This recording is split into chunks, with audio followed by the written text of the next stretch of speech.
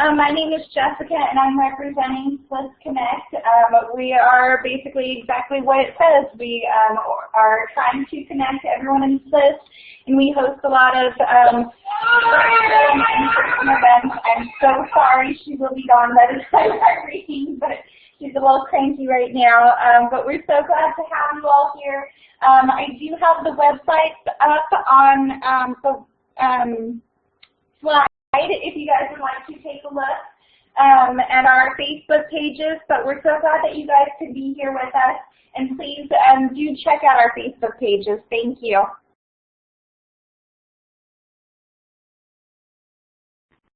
Okay, so it's 5:41. I guess we're going to go ahead and get started with our read. Catherine, you're up with The Higher Power of Lucky. Hi, the book The Higher Power of Lucky was written by Susan Patrone and illustrated by Matt Phelan, and it was published in 2006 by Athenaeum Books for Young Readers, and it's written for children aged 9 through 12. The book is about a 10-year-old girl, Lucky, who has lots of worries. Her mother died unexpectedly, and now she's worried that her guardian will leave her. The title comes from the fact that Lucky secretly listens in to 12-step meetings and hears the participants talk about finding their higher power. She feels that if she could only find hers, her worries would be over. Now, I picked this book for two reasons. First, it's a lovely book, and I really enjoyed it. And it also won the Newbery Medal in January 2007. Ironically, in February 2007, it was banned from some school and public libraries. And the reason it is banned, which is probably a unique one, is because it used the word scrotum. Detractors didn't even have to look far to see this word because it happened to be on the first page of the book. Now, the author used the word to describe an incident where a dog is bitten by the scrotum, which was someone's low point in their, in describing their rock bottom that they hit before they stopped drinking. And the author talks about how this is a true incident she remembers from her own life. Now, I had a really hard time deciding what section to read from this book, but I'm going to start on page 70. The best part of the meeting came after they were done reading from a book called 12 Steps and 12 Traditions. Even though that part was a little bit boring, Lucky listened carefully for information about how to find your higher power. Then came the part where people told their most interesting and horrifying stories of how they hit rock bottom. First, it was the captain's turn. Before he got the part-time mail sorting job at the post office, he was an airline pilot who had the calm, in-charge voice of a TV airline pilot, so Lucky recognized it easily. He said how he was addicted so bad to cigarettes that he even smoked in the shower. He smoked from the first morning he opened his eyes in the morning until he fell asleep at night. He smoked while he ate. He even burned a big hole in his bride's wedding dress the day they got married. The story was excellent so far. Then the captain told about how his wife gave him a choice, quit smoking or she would divorce him. I told her, how about I switch to low tar, filtered, said the captain. I thought it was a pretty big sacrifice for a camel smoker. She didn't agree and she walked out. That was almost rock bottom. I remember thinking, my wife just left me. I can't quit smoking now. People laughed and clapped. The captain went on. But then I came to a meeting and started working the 12 steps. I found my higher power, and here I am. Lucky's enzymes started churning. She leaned forward to listen carefully. Maybe the captain would explain exactly how he found his higher power and also where, which would be extremely helpful. So far, Lucky hadn't found a trace of her higher power, though she tried hard to be alert for the slightest hint of it. Having a higher power could help a person know what to do about the problem of a guardian who, every time it got too hot, or there was French music, or a snake in the dryer, seemed like she might want to quit and go back home to France. Someone cleared her throat and shouted, I'm Mildred. I chose not to smoke. Lucky almost tipped over in her chair. It was Mrs. Prinder, Miles' grandma. Lucky had never heard her talk at any of the meetings.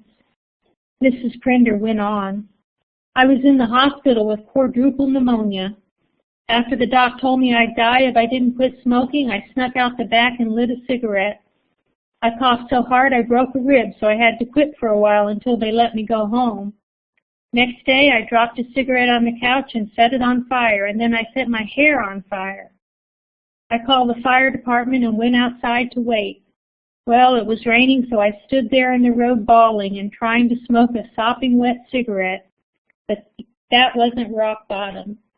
Okay, I'm going to end it there and let the next person read, unless there's any questions.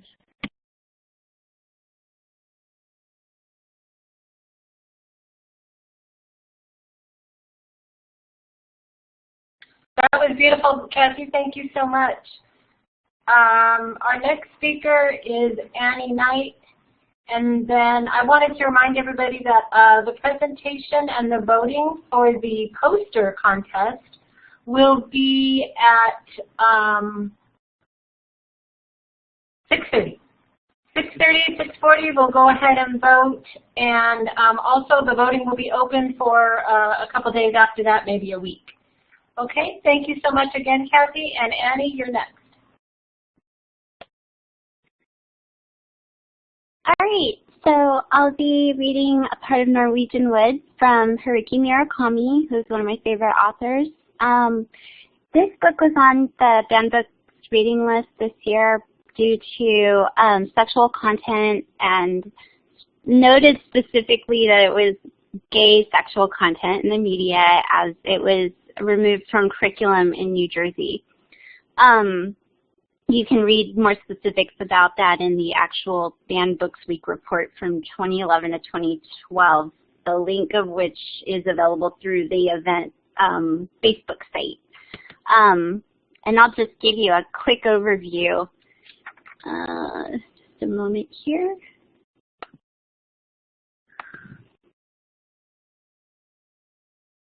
So the story is told from the point of view of a young college student named Turo.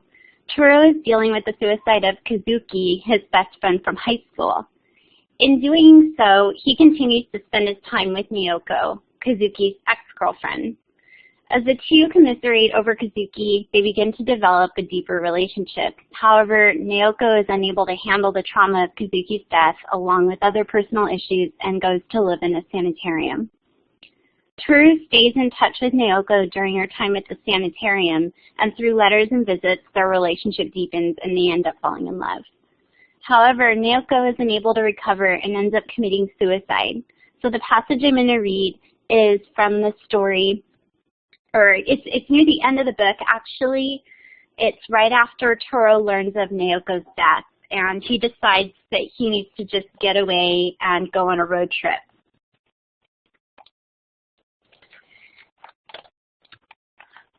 Where I went in my travels, it's impossible for me to recall.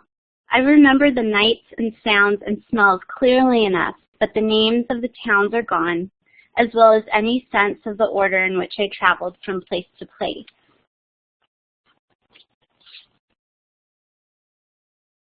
By the time I was moving down the coast, I was so far from Tokyo that I got to the northern shore of Hyogo.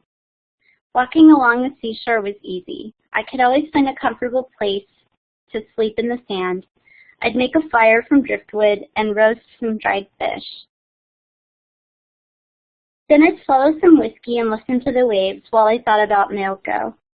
It was too strange to think that she was dead and no longer part of this world.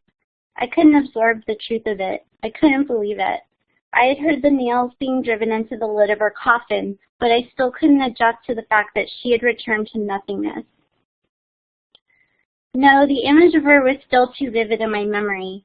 I could still see her enclosing my penis in her mouth, her hair falling across my belly. I could still feel her warmth, her breath against me, and that helpless moment when I could do nothing but come.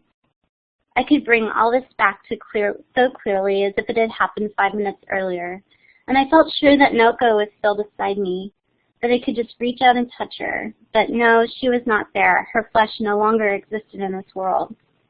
Nights when it was impossible for me to sleep, the images of Naoko would come back to me. There was no way I could stop them. Too many memories of her were crammed inside me, and as soon as one of them found the slightest opening, the rest would force their way out in an endless stream, an unstoppable flood.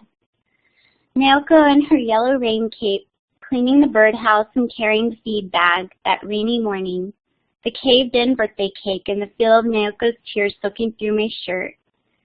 Naoko walking beside me in the winter wearing her camel hair coat. Naoko touching the barrette she always wore, peering at me with those incredibly clear eyes of hers. Naoko sitting on the sofa, legs drawn up beneath her blue nightgown, chin resting on her knee. The memories would slam against me like the waves of an incoming tide, sweeping my body along to the same new place, a place where I lived with the dead. There Naoko lived, and I could speak with her and hold her in my arms. Death in that place was not a decisive element that brought life to an end.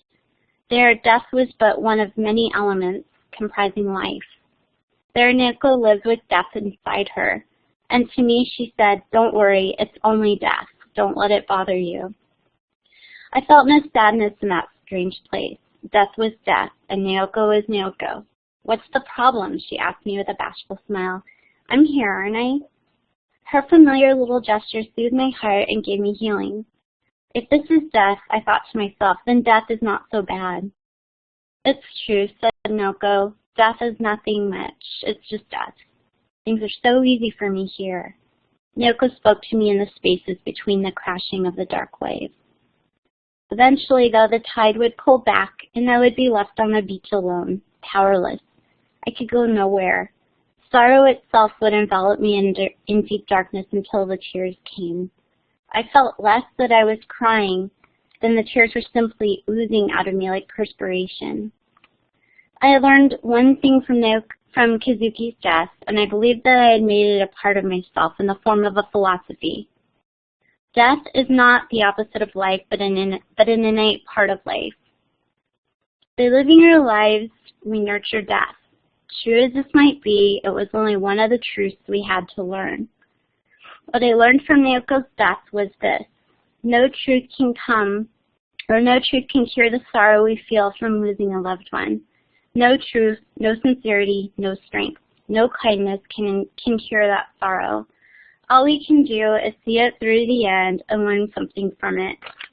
But what we learn will be no help in facing the next sorrow that comes to us without warning. Hearing the waves at night, listening to the sound of the wind, day after day I focused on those thoughts of mine, knapsack on my back, sand in my hair. I moved farther and farther west, surviving on a diet of whiskey, bread, and water. And I'll just stop there. So thank you. Thank you so much, Annie. That was a beautiful piece you read. Thank you so much. Our next speaker, well, I want to welcome everybody that joined us. And I want to introduce Amber, who's going to be the kite runner. And after Amber, we're going to have Mary. So thank you and welcome, Amber.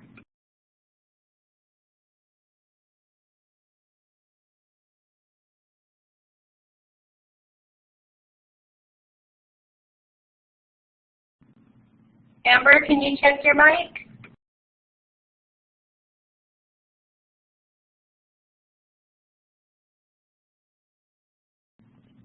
Okay, Amber, we can't hear you, so you're going to have to go to Audio Setup Wizard, and we'll give you 1 minute. Chowda, are you here? Hi, yeah, I am.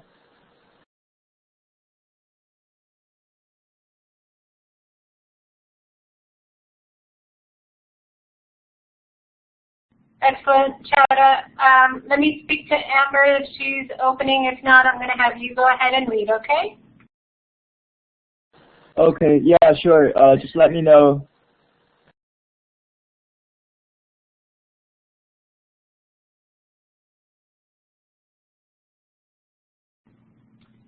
Okay, Amber, try one more time, and if not, I'm going to let Chowda read.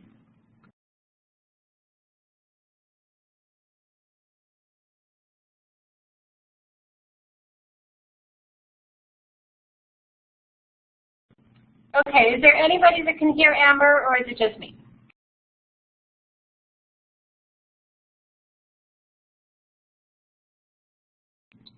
Okay, so Amber, you're going to have to check your mic. We're going to have Chowder read, and I guess you can, you're going to type something. Let me see what you're going to say. Okay, yeah, check your mic and we'll switch with you and Chowder, okay? Chowder, you want to take the microphone? You want to take a second and introduce yourself as well, because everybody else pretty much did that. And why did you choose this reading? Hi everyone. My name is Xiaoda, and I'm a second-year San Jose State University SLIS student, and I'm really interested in special librarianship, especially in the field of art history. So hopefully, I'll get a career going in that direction. But for now, I am going to read a segment from Paulo Freire's book, Pedagogy of the Oppressed.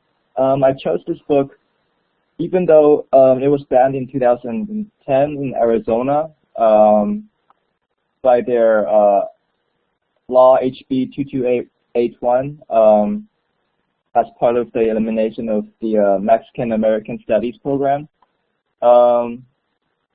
It's still relevant today because it's still banned in the schools there. So we still have to be aware of the continuation of banned books, not just new books that are being banned. So I have a quote from a educator who explained the reasoning of the banning of the book. He says, quote, "They should not teach the kids that they're oppressed, as America is a land of opportunity, and we should not teach the kids that America is a downer and that they are oppressed, that they can't get anywhere, and that they should be angry against their government and country, and that is what the teachers are saying is happening when these studies are taught." I think this statement is very interesting because in this segment I'm going to read, Paulo Freire discusses how the oppressors of, well, in the context of the book, he was specifically mentioning Brazil instead of states, but we can still theoretically transfer that to the current context. So he says that, he argues that one strategy for the oppressor to keep the oppressed in this subdued situation is to not let them be conscious of their own oppression. So the segment I'm going to read is more elaborate statement. So here goes. The oppressed suffer from the duality which has established itself in their inner being. They discover that without freedom they cannot exist authentically. Yet, although they desire authentic experience, they fear it. They are at one and the same time themselves and the oppressor, whose consciousness they have internalized. The conflict lies in the choice between being wholly themselves or being divided, being ejecting the oppressor within or not ejecting him, between human solidarity or alienation, between following prescriptions or having choices, between being spectators or actors, between acting or having the illusion of acting through the action of the oppressors, between speaking out or being silent, castrated in their power to create and recreate, in their power to transform the world. This is the tragic dilemma of the oppressed, which their education must take into account. This book will present some aspects of what the writer has termed the pedagogy of the oppressed, a pedagogy which must be forged with, not for the oppressed, whether individuals or peoples, in the incessant struggle to regain their humanity. This pedagogy makes oppression and its causes objects of reflection by the oppressed, and from that reflection, will come their necessary engagement in the struggle for their liberation. And in the struggle, this pedagogy will be made and remade.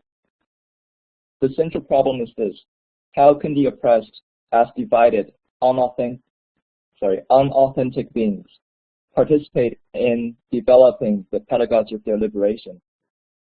Only as they discover themselves to be hosts of the oppressor can they contribute to the midwifery of their liberating pedagogy.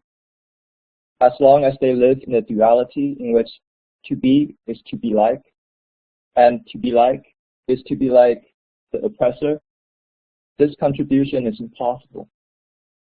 The pedagogy of the oppressed is an instrument for their critical discovery that both they and their oppressors are manifestations of dehumanization. A revolutionary leadership must accordingly practice co-intentional education. Teachers and students, leadership and people, co-intent on reality, are both subjects not only in the task of unveiling that reality and thereby coming to know it critically, but in the task of recreating that knowledge. As they attain this knowledge of reality through common reflection and action, they discover themselves as its permanent recreators. In this way, the presence of the oppressed is the struggle for their liberation. In this way, the presence of the oppressed in the struggle for their liberation will be what it should be, not pseudo participation, but committed involvement. Thank you. Thank you, Chana, very much. That was very good, and that's a very impressive book. I love Paolo. Okay, I messed up the numbering between Amber and Mary. So again, we want to welcome everybody to our Banned Books Week. And actually, I wanted to remind everybody that Chana is also in the ALA student chapter. So thank you for that as well. So we have 3 student chapter members here. That's great. Okay, so we're going to have Amber go first because her mic is now working. So we're going to have Amber, then we're going to have Mary, and then we're going to vote on our presentation for the poster contest. So everybody stick around to vote for that. We have 3 wonderful posters. Okay, so Amber with the Kite Runner, it's your turn. Thanks very much. I'll be reading from The Kite Runner by Khaled Hosseini. Chapter 1, December 2001. I became what I am today at the age of 12, on a frigid, overcast day in the winter of 1975. I remember the precise moment, crouching behind a crumbling mud wall, peeking into the alley near the frozen creek. That was a long time ago, but it's wrong what they say about the past, I've learned, about how you can bury it, because the past claws its way out. Looking back now, I realize I have been peeking into that deserted alley for the last 26 years. One day last summer, my friend Rahim Khan called from Pakistan. He asked me to come see him. Standing in the kitchen, with the receiver to my ear, I knew it wasn't just Rahim Khan on the line. It was my past of unatoned sins. After I hung up, I went for a walk along Sparkles Lake on the northern edge of Golden Gate Park. The early afternoon sun sparkled on the water where dozens of miniature boats sailed, propelled by a crisp breeze. Then I glanced up and saw a pair of kites, red with long blue tails soaring in the sky. They danced high above the trees on the west end of the park, over the windmills, floating side by side, like a pair of eyes looking down on San Francisco, the city I now call home. And suddenly, Hassan's voice whispered in my head, "For you, 1,000 times over." Hassan, the hair-lipped kite runner. I sat on a park bench near a willow tree. I thought about something Rahim Khan said just before he hung up, almost as an afterthought. There is a way to be good again. I looked up at those twin kites. I thought about Hassan, thought about Baba, Ali, Kabul. I thought of the life I had lived until the winter of 1975 came along and changed everything and made me what I am today. Chapter 2. When we were children, Hassan and I used to climb the poplar trees in the driveway of my father's house and annoy our neighbors by reflecting sunlight into their homes with a shard of mirror. We would sit across from each other on a pair of high branches, our naked feet dangling, our trouser pockets filled with dried mulberries and walnuts. We took turns with the mirror as we ate mulberries, pelting each other with them, giggling, laughing.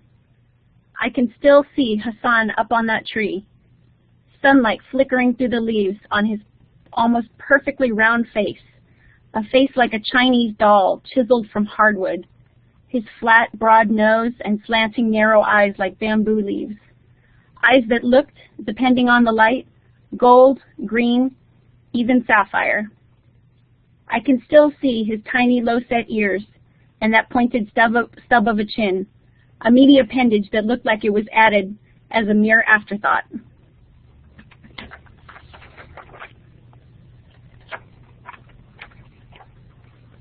And that's the end.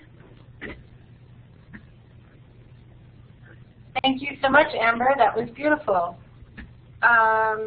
Is there a reason why you chose that? I'm just curious why you chose that selection. Oh, I'm sorry, I missed the question. Is there a reason why you chose that selection? It's a beautiful book. Well, I was trying to decide whether I should do something. My main decision was between the more objectionable parts of the book, you know, the reasons why it got banned, or whether to go with something that showcased the lyricalness and the intrigue of the book, and I chose the latter. Love that. Do you know why it was challenged? I believe because of the depiction of, there's a rather graphic depiction of rape, and there are depictions of implied sex with children, and so I believe that's the reason why. Thank you so much. If Annie's still here, I wanted to ask her as well. Annie, why was your book challenged? Do you remember?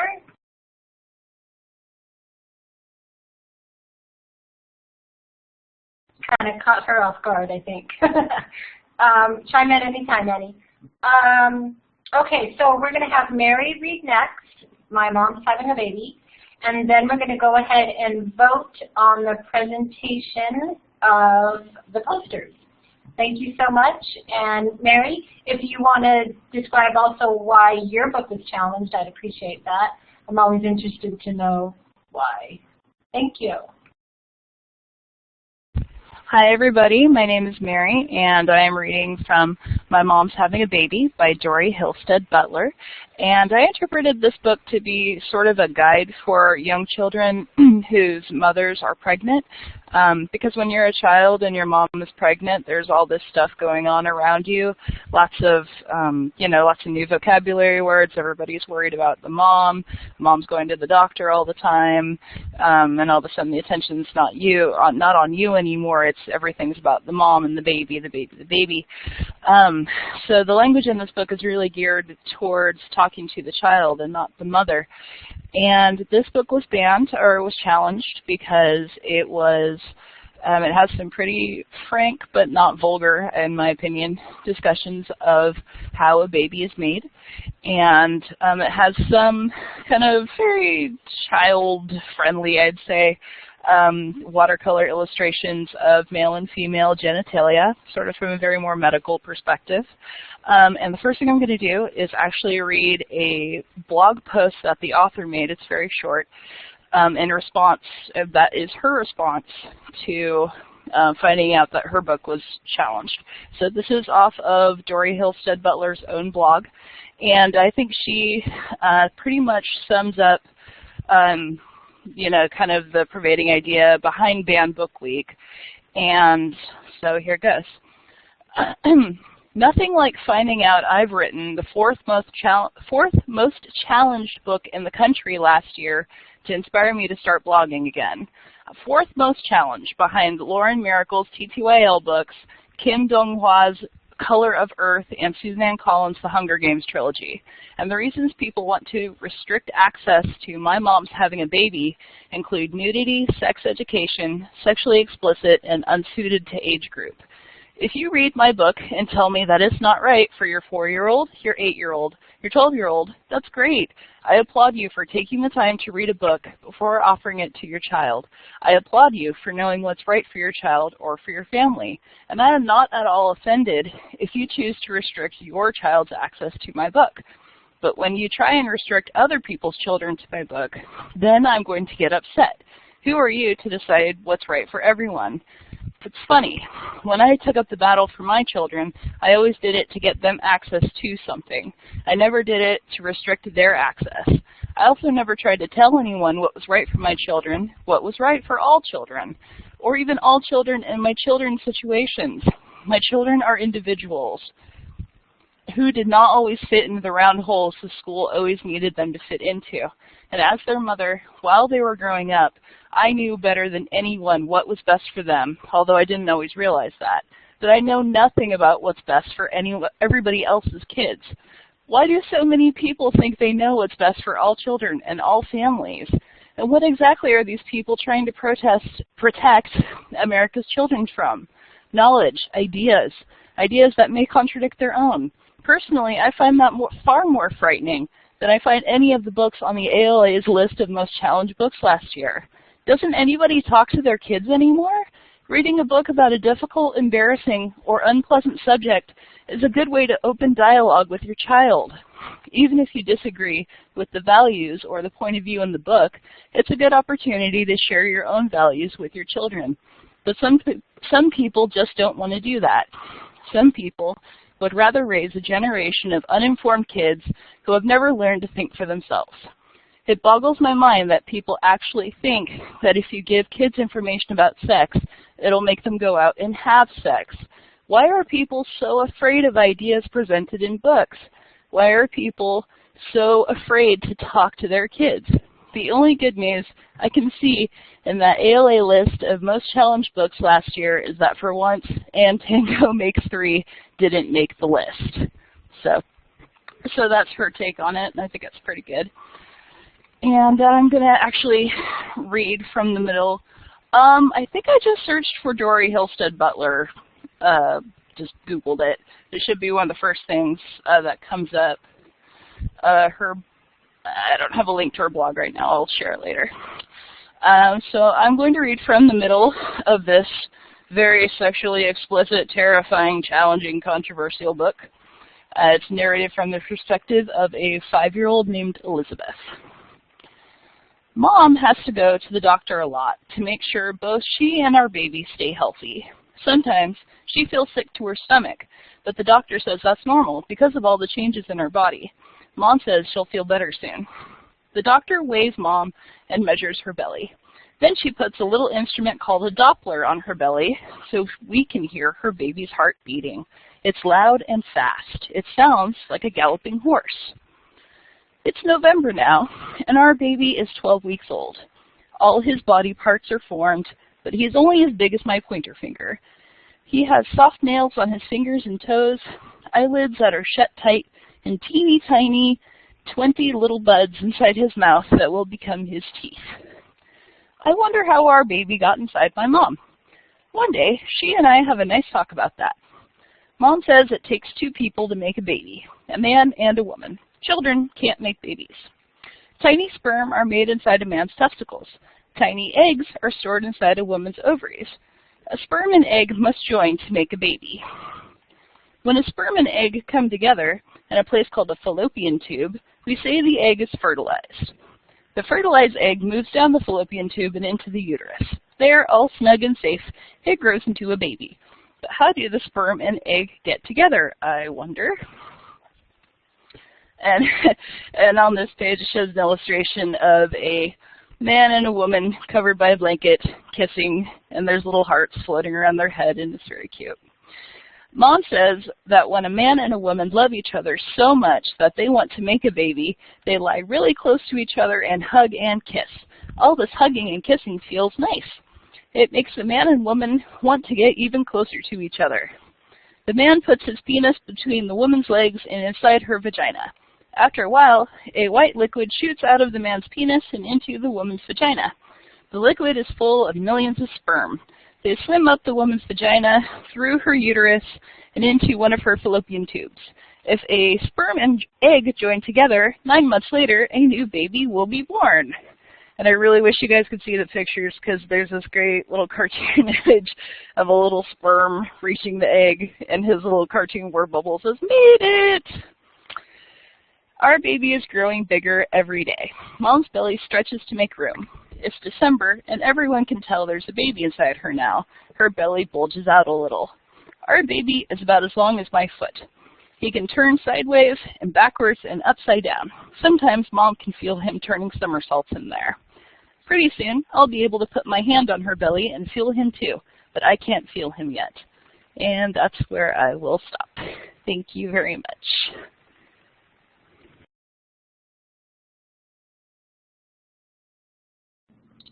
Thank you very much, Mary. I don't know if you had a chance to read the comment section, but everybody loved the comments from the author. So that was great. Thank you very much. Okay, so now we're going to go ahead and show the poster contest. We want to vote on those. We have 3 very wonderful posters. And then, so we might want to take a little break, and at 6:40, we're going to have Jessica read To the Wedding. Okay, we're going to show the posters any second now. Okay, this is number A. We have 3. There's 2. Ban Book Spot Suite. That's excellent. And the third one, may the books be ever in your favor. That's cool. They're all very excellent. Please use the polling feature to cast your vote. Everybody knows where that is. Let's vote. Oops, it's showing. Okay.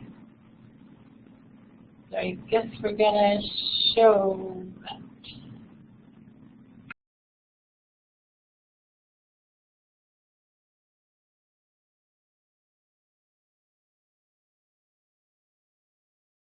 Are there any that you guys would like to go back and see? Or should I just run through them one more time? I would appreciate running them one more time, and then everybody needs to keep their vote up because I need to document that. Thank you.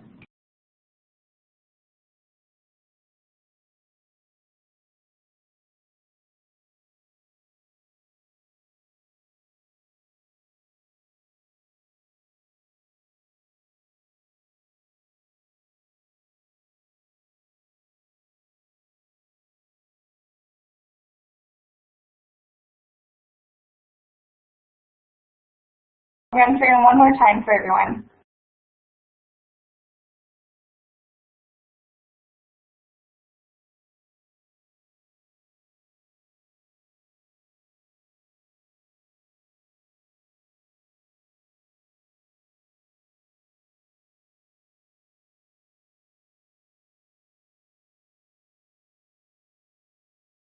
We're still missing a couple votes. Did you guys need me to run back through the posters one more time?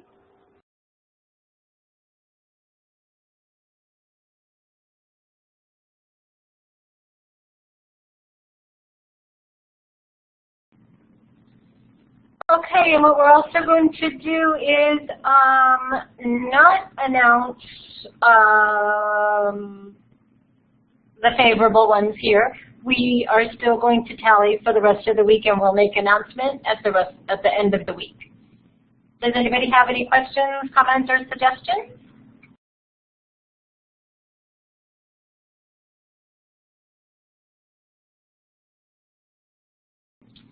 Okay, then I guess we're going to carry on with our reading. We're going to start with Jessica to the wedding, and then we will have Susan, the bluest eye.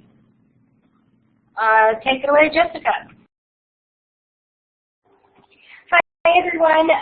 First, a little background. I decided to choose this book because I was very surprised to find it on the reading list, as it said that it was being challenged by Marietta Valley High School, which happens to be the high school I went to. So I had to do a little background research on it, and I found out that it was not the school that challenged it. In fact, my old principal and one of the teachers there were very supportive of the book. It was one parent at the school who challenged the school board about it, and they did hold a meeting, and it ended up not being banned from the school. Those parents who did not appreciate this book being on the reading list, they were allowed to have their students instead read The Scarlet Letter, which, if you read The Scarlet Letter, not much better. I just thought it was interesting that it was my high school that had challenged it, but it was not the high school at all, and I'm very proud of our principal and the teacher there that they were very supportive of it. So a little background on the book. The book is about an Italian man and a Greek woman who are getting married, and it kind of goes back and forth on the narrator. Sometimes it's the two people getting married, and then it also talks about the journey of the parents coming to the wedding, and so it goes over to their narration as well. But the part that I'm going to be reading about is mostly the narrator is the Greek woman's mother and her journey to the wedding. So here it goes. A vehicle swing. Oh, and sorry, one more thing. There are a couple of words in here. I believe they're Greek and Czech words, which I do not pronounce right, so I apologize ahead of time. A vehicle swing, a sizzling of wheels that are not running on rails but asphalt, an engine purr, a sensation of being cushioned like a child dozing on a sofa. Voices in Slovak telling long stories. On the back seat, a honeymoon couple. The bride still wearing her roses. Near the front, a group of shopkeepers who specialize in glassware and are on their way to look at Venetian glass blowers. A bohemian dance coming over the loudspeaker, a faint smell of beer, and Zena is in the coach she caught outside the railway station in Bratislava. She is seated next to a bald man wearing a dark suit with a pinstripe, which is 20 years out of fashion. They have been sitting beside one another for 2 hours and have not said a word. Not even arriving in Vienna made them talk. He removed his hat and she kicked off her shoes. After that, each of them settled back into their personal limbo.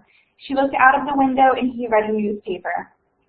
Now he opens his dispatch case and takes out a brown paper package.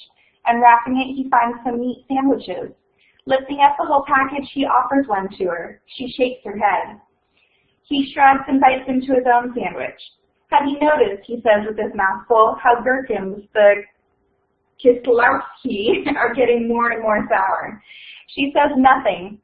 Is it your first visit to Venice? Yes, it is.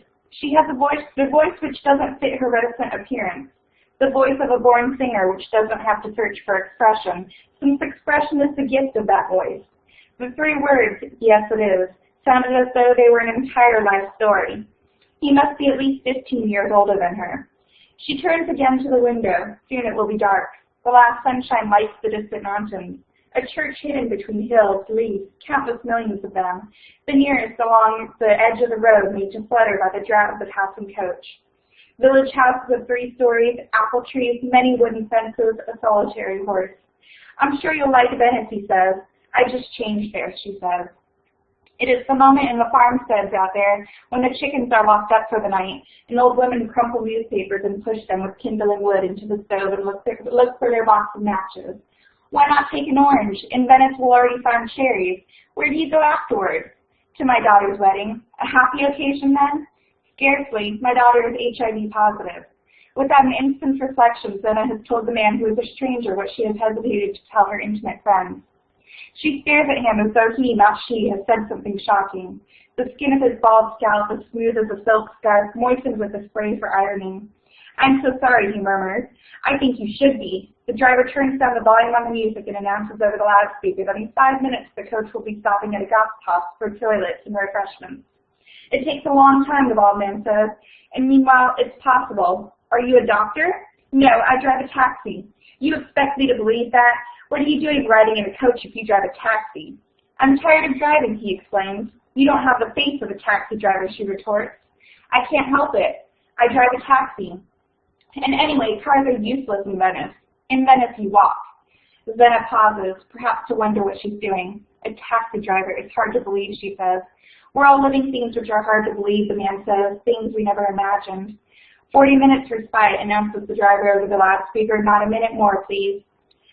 "Let the cat," sorry, this change of narration to the woman who's getting married. "Let the cat stay on my chest. I like her there, Gino. She's purring. They say cats, when they lie on you, take away static electricity. Fear makes lots of static. She's not frightened. She doesn't know. Her warmth is going right into my bones. I can feel her purring between my ribs. Yes, put out the light. I think I'll sleep." And the narration goes back. When Zena and the bald man, whose name is Tomas, come back into the coach, they are deep in conversation. "What shall I tell her when I see her? I can't bear lies. All my life I've fought against lies to my cost, but it's stronger than me. I can't bear lies. You have a voice that couldn't lie. There are voices that can't lie. So, there's no need to lie. What's needed is calm. I haven't seen her for 6 years, as you might guess. I blame myself. If I'd been with her, it wouldn't have happened. I shouldn't have come back. I should have stayed with her in France. She needed me. Of course I blame myself. There's no blame. She's so young, whom the gods love. There's no love in Sita. I'm a scientist," Zena says. "I know what I'm talking about. No love, not a scrap." "You mustn't panic, Citizen." "Citizen, you're the second person this week to call me Citizen. I thought our ancient form of address was junked. You like to hear it? Now it's no longer used, I suppose I do. When it was used, I hated the hypocrisy of it. Today it reminds me of my teens when I dreamt of going to the conservatoire." There's a silence, both of them remembering. "So she's getting married," the man says. "An Italian has fallen in love with her and insists upon marrying her. Crazy." "He knows?" "Of course. Why is he crazy?" "Be reasonable. He's crazy. She doesn't want to get married. She wants everything and she wants nothing. They can't have children. I'll never know what she feels. Nobody else can know, but I feel it here." She used the Slav word dosha, and the way she pronounced it as she put her hand to the base of her neck indicated that, although she was small and light as a bird, her longing and her despair were immense. Outside, the trees are blacker than the sky, and the driver has put on an old cassette of a Verdi opera. The honeymoon couple are cuddling, and the shopkeepers are opening cans of beer. "Is he unemployed, your future son-in-law?" "He sells clothes, men's clothes." "So he works in a big store?" "No, in street markets. He's called Gino. That's short for Luigi." "Yes, taxi driver. If I understand, you've never met him." "Here's a photo of the two of them in Verona. My daughter sent it."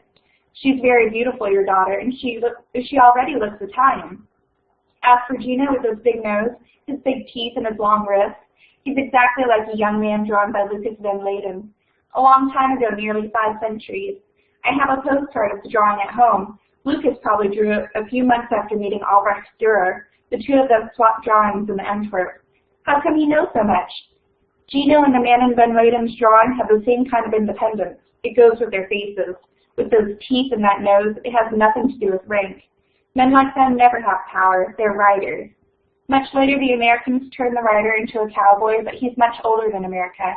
He's the man in folktales who comes to you to take you away on his horse, not to his palace. He doesn't have one. He lives in a tent in the forest. He's never learned to count. If he sells clothes in the street market, I'd have thought he could count. Prices, yes. Consequences, no. That's why I say he's crazy. He doesn't know what he's doing. He knows exactly what he's doing, more than you or I know what we're doing. When we do a thing, when we decide to do something, we're already thinking about what it'll be like when it's done, when it's over, not him. He only thinks about what he's doing at the moment. His passion, apparently, is fishing on the River Po. His passion is your daughter. Zena lowers her head as if ashamed. The coach passes a castle with lights in every window and hundreds of cars parked outside. Lucas van Leyden, the bald man, says after a silence of several minutes, a silence underlined by the snoring of the passengers already asleep. Lucas van Leyden died before he was 40. I don't think Dutch painters of the 16th century take taxes in Bratislava, so how do you know? Every day I bring with me 100 postcards to look at whilst I'm waiting for a fare. Zena raises her head, and for the first time in weeks, she laughs. The bald man shakes his head and smiles. Then she says, when I listen to you, I feel you deploy your encyclopedic knowledge, for that's what it is, so as not to have to face the pain of it, the cruelty of life. And I'll go ahead and stop there. And Susan, if you would like to take us off with the bluest eye. Sure. I have a little explanation about its history of being banned and a little statement on why I picked it. Couldn't help doing a little literary criticism. And then I'm going to read from the ending of the novel. It takes a little under 5 minutes, the reading part, and a couple minutes for my beginning talk. According to the ALA's Banned Books Timeline Summary, just in the year 1994, the year after Toni Morrison won the Nobel Prize for Literature, The Bluest Eye was pulled from classrooms and curriculum because it was considered too controversial. School administrators had problems with its, quote, graphic descriptions and disturbing language, unquote. It was called, quote, most pornographic, and there were complaints about its, quote, sexual content and objectionable language. Attempts to ban it continue up to this year. There was in 2008 a challenge to the Howell, Michigan High School, which called upon the county's top law enforcement officials to see if laws were broken with reference to the, quote, distribution of sexually explicit materials to minors, unquote.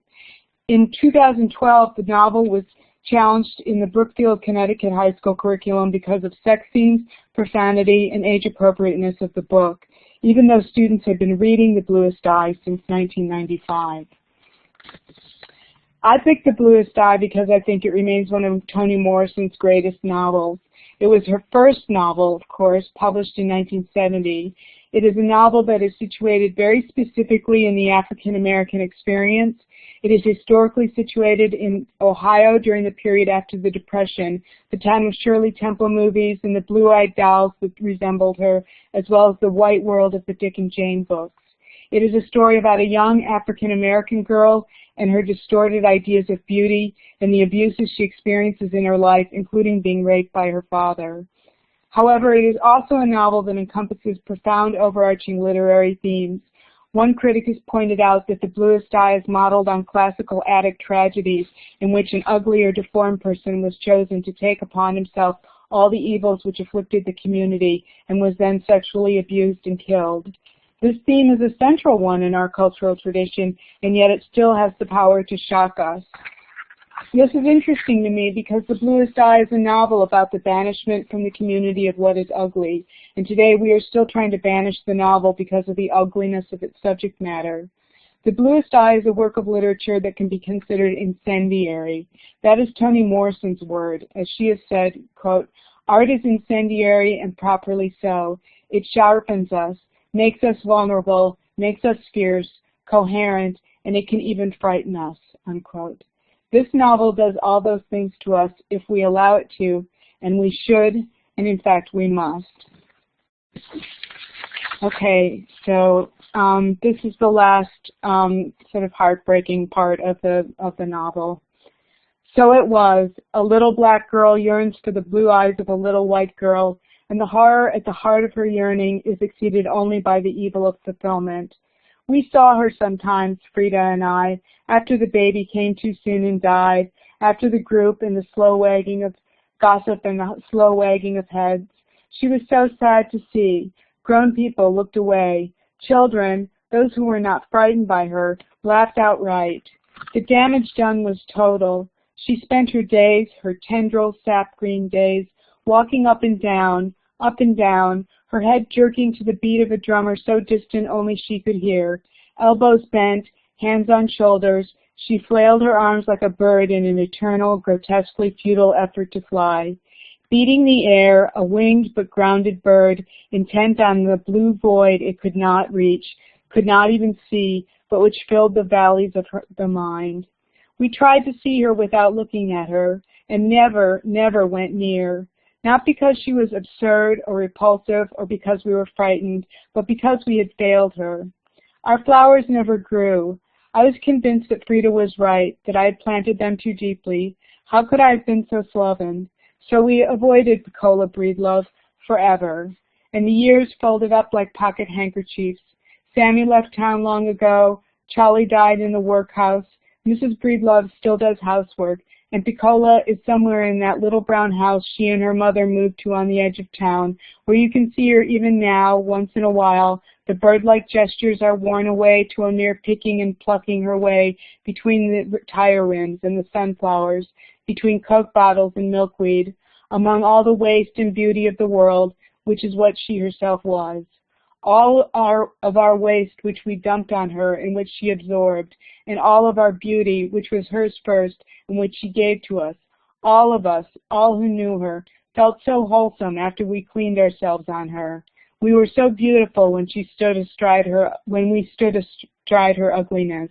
Her simplicity decorated us, her guilt sanctified us, her pain made us glow with health, her awkwardness made us think we had a sense of humor, her inarticulateness made us believe we were eloquent, her poverty kept us generous. Even her waking dreams we used to silence our own nightmares, and she led us and thereby deserved our contempt. We honed our egos on her, padded our characters with her frailty, and yawned in the fantasy of our strength. And fantasy it was, for we were not strong, only aggressive.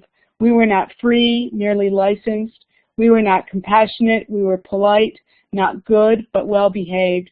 We courted death in order to call ourselves brave and hid like thieves from life. We substituted good grammar for intellect. We switched habits to simulate maturity. We rearranged lies and called it truth, seeing in the new pattern of an old idea the revelation in the word. She, however, stepped over into madness, a madness which protected her from us simply because it bored us in the end. And now, when I see her searching the garbage for what? The thing we assassinated, I talk about how I did not plant the seeds too deeply, how it was the fault of the earth, the land, of our town. I even think now that the land of the entire country was hostile to marigolds that year. The soil is bad for certain kinds of flowers. Certain seeds it will not nurture, certain fruit it will not bear. And when the land kills of its own volition, we acquiesce and say the victim had no right to live. We are wrong, of course, but it doesn't matter. It's too late, at least on the edge of my town, among the garbage and the sunflowers of my town. It's much, much, much too late.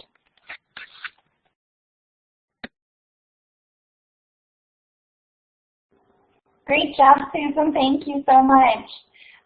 Dina, nickel and dime. Thank you, everybody, for showing up. And I'm going to read Nickel and Dime by Barbara Ehrenreich, who is a sociologist. And she wrote Nickel and Dime in 2001. And although this book was challenged in Pennsylvania, I noticed that Los Angeles Unified School District is not challenged, so I'm happy to hear that. So it was challenged in Pennsylvania from the high school AP English class. So I guess the English teacher decided to ban this for appearing faddish, and it had no moral value, and it was obscene. So I'm going to go ahead and read from this. And I noticed we're running a little ahead of schedule, so that's great. We're about 10, 15 minutes ahead of schedule. That's great. Okay, so on page 206, I will begin. There is another way that low-income workers differ from economic men. For the laws of economics to work, the players need to be well-informed about their options. The ideal case, and I've read that the technology for this is just around the corner, would be the consumer whose Palm Pilot displays the menu and prices for every restaurant or store he or she passes. Again, this is 2001, so quite a bit of change since then. Even without such technological assistance, affluent job hunters expect to study the salary benefit packages offered by their potential employers. Watch the financial news to find out if these packages are in line with those being offered in other regions or fields, and probably do a little bargaining before taking a job. But there are no Palm Pilot's cable channels or websites to advise the low-wage job seeker. She or he has only the help wanted signs and the want ads to go on, and most of these coyly refrain from mentioning numbers. So information about who earns what and where has to travel by word of mouth. And for inexplicable cultural reasons, this is a very slow and unreliable route. The Twin Cities job market analyst Christine Jacobs pinpoints what she calls the money taboo as a major factor preventing workers from optimizing their earnings. There's a code of silence surrounding issues related to individuals' earnings, she told me. We confess everything else in our society, sex, crime, and illness, but no one wants to reveal what they earn or how they got it. The money taboo is the one thing that employers can always count on. And there's a footnote that says Personal Communications, July 24, 2000. I suspect that this taboo operates most effectively among the lowest paid people, because in a society that endlessly celebrates its dot-com billionaires and centimillionaire athletes, $7 or even $10 an hour can feel like a mark of an 8 inferiority. So you may or may not find out that, say, the Target down the road is paying better than Walmart, even if you have a sister-in-law working there. Employers, of course, do little to encourage the economic literacy of their workers. They may exhort potential customers to compare our prices, but they're not eager to have workers do the same with wages. I have mentioned the way the hiring process seems designed, in some cases to prevent any discussion or even disclosure of wages, whisking the applicant from interview to orientation before the crass subject of money can be raised. Some employers go further. Instead of relying on the informal money taboo to keep workers from discussing and comparing wages, they specifically enjoin workers from doing so. The New York Times recently reported on several lawsuits brought by employees who had allegedly been fired for breaking this rule. A woman, for example, who asked for higher pay after learning from her male coworkers that she was being paid considerably less than they were for the very same work. The National Labor Relations Act of 1935 makes it illegal to punish people for revealing their wages to one another, but the practice is likely to persist until rooted out by lawsuits, company by company. And there's a footnote there that says the biggest company secret, this is the book, Workers Challenge Employer Practices on Pay Confidentiality, New York Times, July 2000. And so I have to remind everybody about the Ledbetter Act, Lilly Ledbetter, that was passed under Obama, the Fair Pay Act of 2009. But that only allows people for the statute of limitations for presenting the fair pay. So that doesn't really equal anything. It just changes how we can find out and when. And I will stop there. Thank you. Great job, Dina. Thank you. Yeah, I'm going to have to pick that one up. That sounds really interesting. So, Lisa, if you would like to start off our Harry Potter marathon, our first in a sequence of 2. Sure, Dina. Thank you so much. Right, so I picked originally the 2 that you see on the screen, but I've switched now to Harry Potter and the Goblet of Fire. And I did do a little bit of background on the Harry Potter books. I knew it had been challenged or banned many times, but it turns out between 2000 and 2009, it was the #1 most challenged or banned book. That was from the ALA website. They've been banned, taken out of libraries, and even burned in public. And the 3 primary reasons for the challenges are that the series promotes witchcraft, The characters set bad examples by disobeying authority figures, and some people find that the series is too dark, especially toward the end, making them things of nightmares for children.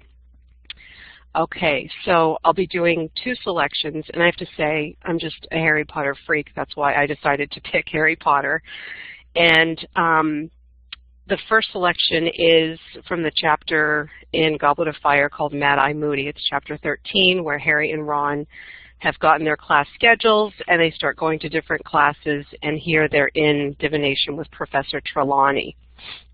I see other people love them too. Can't help myself. All right, here we go. When the bell rang to signal the start of afternoon lessons, Harry and Ron set off for North Tower, where at the top of a tightly spiraling staircase, a silver stepladder led to a circular trapdoor in the ceiling, and the room where Professor Trelawney lived. The familiar sweet perfume spreading from the fire met their nostrils as they emerged at the top of the stepladder. As ever, the curtains were all closed. The circular room was bathed in a dim, reddish light cast by the many lamps, which were all draped with scarves and shawls. Harry and Ron walked through the mass of occupied chintz chairs and poufs that cluttered the room and sat down at the same small circular table. "Good day," said the misty voice of Professor Trelawney right behind Harry, making him jump. A very thin woman with enormous glasses that made her eyes appear far too large for her face, Professor Trelawney was peering down at Harry with the tragic expression she always wore whenever she saw him. The usual large amount of beads, chains, and bangles glittered upon her person in the firelight. "You are preoccupied, my dear," she said mournfully to Harry. "My inner eye sees past your brave face to the troubled soul within, and I regret to say that your worries are not baseless. I see difficult times ahead for you, alas, most difficult. I fear the thing that you dread will indeed come to pass, and perhaps sooner than you think." Her voice dropped almost to a whisper. Ron rolled his eyes at Harry, who looked stonily back. Professor Trelawney swept past them and seated herself in a large winged armchair before the fire facing the class. Lavender Brown and Parvati Patil, who deeply admired Professor Trelawney, was sitting on poufs very close to her. "My dears, it is time for us to consider the stars," she said. "The movements of the planets and the mysterious portents they reveal only to those who understand the steps of the celestial dance. Human destiny may be deciphered in the planetary rays which intermingle—" But Harry's thoughts had drifted. The perfumed fire always made him feel sleepy and dull-witted, and Professor Trelawney's rambling talks on fortune-telling never held him exactly spellbound, though he couldn't help thinking about what she had just said to him. "I fear the thing you dread will indeed come to pass." So that is the first part I wanted to read, and the second is actually, I'm really a sucker for Professor Snape, and in this segment they're in potions class, and the 3, Harry, Ron, and Hermione, are all gossiping about, I think it was where Victor Crumb had asked Hermione to visit him over the summer, so they're all talking about this, and Snape comes up to them, behind them again, and comments. So here he says, sorry, I have a little cold. "Fascinating though your social life undoubtedly is, Miss Granger," said an icy voice right behind them, and all 3 of them jumped.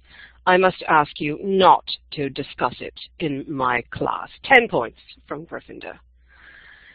Snape had glided over to their desk while they were talking. The whole class was now looking around at them. Malfoy took the opportunity to flash Potter Stinks across the dungeon at Harry. "Ah, reading magazines under the table as well," Snape added, snatching up a copy of Witch Weekly.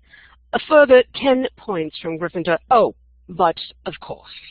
Snape's black eyes glittered as they fell on Rita Skeeter's article, "Potter has to keep up with his press cuttings."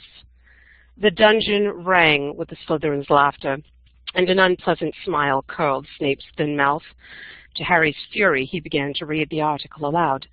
"Harry Potter's secret heartache. Dear Potter, what's ailing you now? A boy like no other, perhaps?" and Harry could feel his face burning. Snape was pausing at the end of every sentence to allow the Slytherins a hearty laugh. The article sounded 10 times worse when read by Snape. Even Hermione was blushing scarlet now.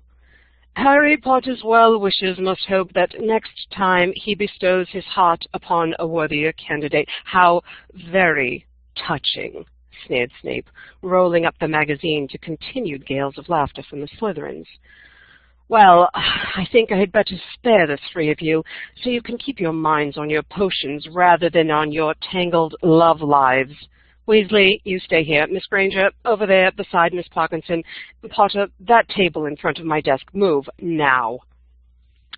Furious, Harry threw his ingredients and his bag into his cauldron and dragged it up to the front of the dungeon to the empty table. Snape followed, sat down at his desk, and watched Harry unload his cauldron. Determined not to look at Snape, Harry resumed the mashing of his scarab beetles, imagining each one to have Snape's face. All this press attention seems to have inflated your already overlarge head, Potter, said Snape quietly once the rest of the class had settled down.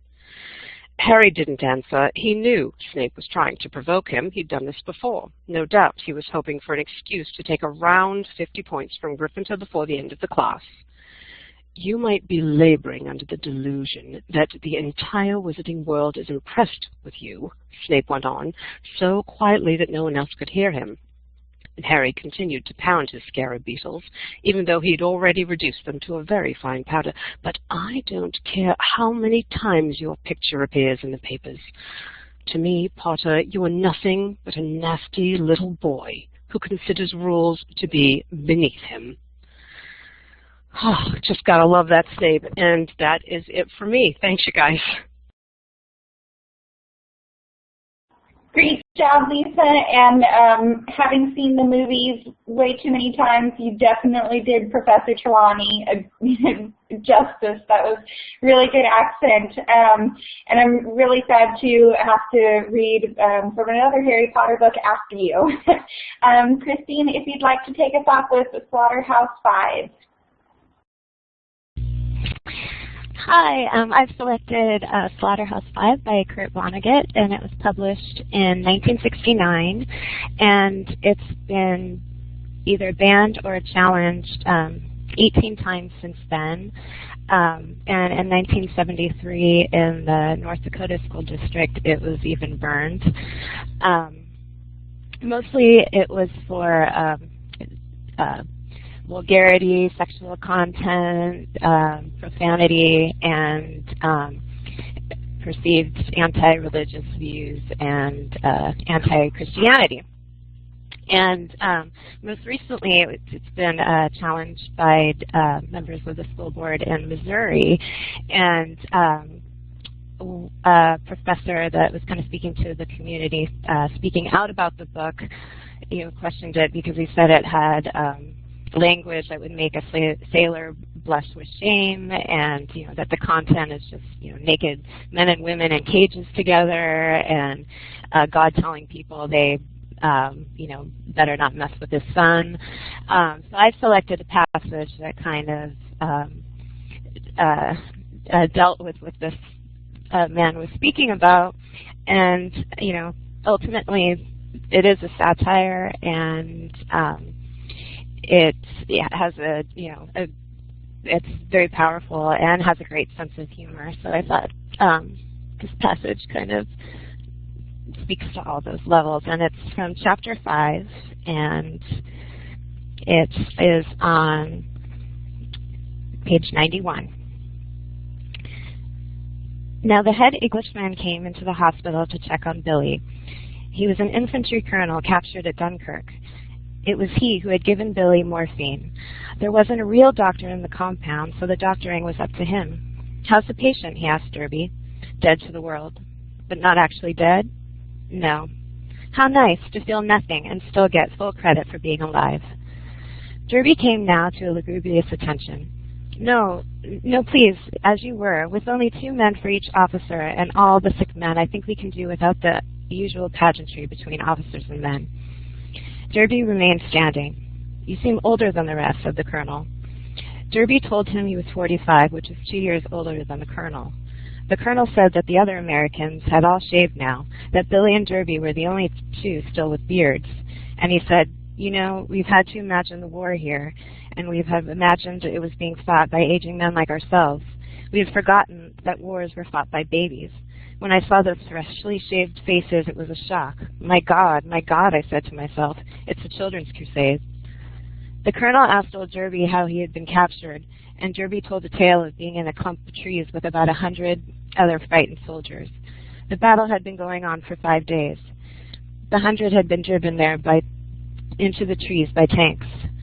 Derby described the incredible artificial weather that Earthlings sometimes create for other Earthlings when they don't want those other Earthlings to inhabit Earth anymore. Shells were bursting in the treetops with terrific bangs, he said, showering down knives and needles and razor blades. Little lumps of lead and copper jackets were crisscrossing the woods under the shell bursts, zipping along much faster than sound. A lot of people were being wounded or killed, so it goes. Then the shelling stopped, and a hidden German with a loudspeaker told the Americans to put their weapons down and to come out of the woods with their hands on top of their heads, or the shelling would start again. It wouldn't stop until everybody there was dead. So the Americans put their weapons down, and they came out of the woods with their hands on top of their heads because they wanted to go on living if they possibly could. Billy traveled back in time to the Veterans Hospital again. The blanket was over his head. It was quiet outside. The blanket. Is my mother gone? Said Billy. Yes. Billy peeked out from under his blanket. His fiancée was out there now, sitting on the visitor's chair. Her name was Valencia Merble. Valencia was the daughter of the owner of the Ilium School of Optometry. She was rich. She was as big as a house because she couldn't stop eating. She was eating now. She was eating a Three Musketeers candy bar. She was wearing trifocal lenses and harlequin frames, and the frames were trimmed with rhinestones. The glitter of the rhinestones was answered by the glitter of the diamond in her engagement ring. The diamond was insured for $1,800. Billy had found that diamond in Germany. It was booty of war. Billy didn't want to marry ugly Valencia. She was one of the symptoms of his disease. He knew he was going crazy when he heard himself proposing marriage to her, when he had begged her to take the diamond ring and to be his companion for life.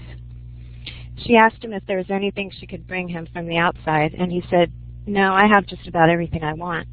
"What about books?" said Valencia. "I'm right next to one of the biggest private libraries in the world," said Billy, meaning Eliot Rosewater's collection of science fiction. Rosewater was on the next bed, reading, and Billy drew him into the conversation, asked him what he was reading this time. So Rosewater told him. It was The Gospel from Outer Space by Kilgore Trout. It was about a visitor from outer space, shaped very much like Trafalmadorian, by the way. The visitor from outer space made a serious study of Christianity to learn, if he could, why Christians found it so easy to be cruel. He concluded that at least part of the trouble was slipshod storytelling in the New Testament. He supposed that the intent of the Gospels was to teach people, among other things, to be merciful, even the lowest of the low. But the Gospel actually taught this: before you kill somebody, make absolutely sure he isn't well connected, so it goes. The flaw in the Christ stories, said the visitor from outer space, was that Christ, who didn't look like much, was actually the son of the most powerful being in the universe. Readers understood that, so when they came to the crucifixion, they naturally thought, and Rosewater read out loud again, "Oh boy, they sure picked the wrong guy to lynch that time." And that thought had a brother. There are right people to lynch. Who? People not well connected, so it goes. The visitor from outer space made a gift to Earth of a new gospel. In it, Jesus really was a nobody, and a pain in the neck to a lot of people with better connections than he had.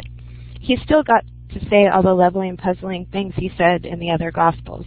So the people amused themselves one day by nailing him to a cross and planting the cross in the ground.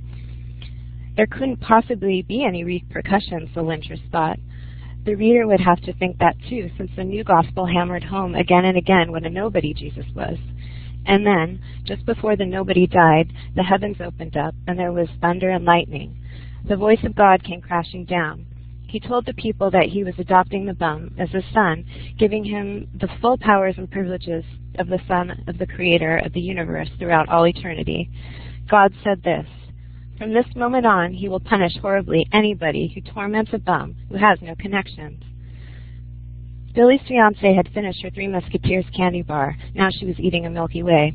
Forget books, said Rosewater, throwing that particular book under his bed. The hell with them. That sounded like an interesting one, said Valencia. Jesus, if Kilgore Trout could only write, Rosewater exclaimed. He had a point. Kilgore Trout's unpopularity was deserved. His prose was frightful. Only his ideas were good. That's it.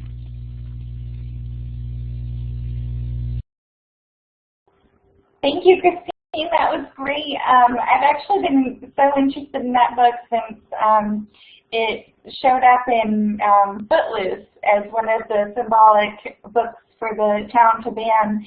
And thank you so much I'm so glad you did an excerpt of that book. I'm definitely going to have to read that one. And actually, after listening to your excerpt, it sounds like a book that my husband would love. So I'm going to have to recommend that to him as well. Okay, we are now Gigi. If you'd like to read Looking for Alaska for us, please. Hi, everyone. Yes, I would. I'm sorry, I lost my train of thought already.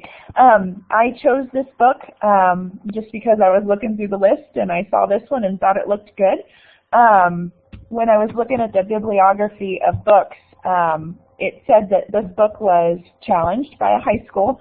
It was required reading, and it was challenged for inappropriate language. So before reading it, I had just read what was in the bibliography and was very surprised by that. So I read the book and was surprised that it wasn't challenged for more than that. So after doing a little bit of research, it has been challenged a few times. At one point, in I believe it was 2008, the book was challenged for saying it was pornographic. There are some sexually explicit things in the book, but it is teenagers. So it's just telling the story and creating the characters. There's also, they do pranks, and the language is pretty raunchy in some parts, but they're smoking, they're drinking, and anyway, the book is about this group of kids, and they are at a boarding school, and the book is written in two parts, and it's before and after. And when I was looking for something to read for this, I didn't want to give away too much of the story, but I wanted everybody to get something about each of the characters. All of the students at this school are, especially these characters, are brilliant, and they're smart, and they each have their own special thing that they're really good at. There was one other thing I wanted to share with you before I read my excerpt. When I was doing my research about what people had said about the book, I came across this quote from Common Sense Media, and I really wanted you guys to hear this because I thought it was good. It says, "What parents need to know. Parents need to know that this book hit all the controversial pulse points: drinking, sex, bad language, and smoking, including marijuana smoking. But as Michael Cart, the former president of the Young Adult Library Services Association and former chair of the Michael Prince Committee, says in the publisher's discussion guide, there is nothing, I repeat, nothing gratuitous in this book.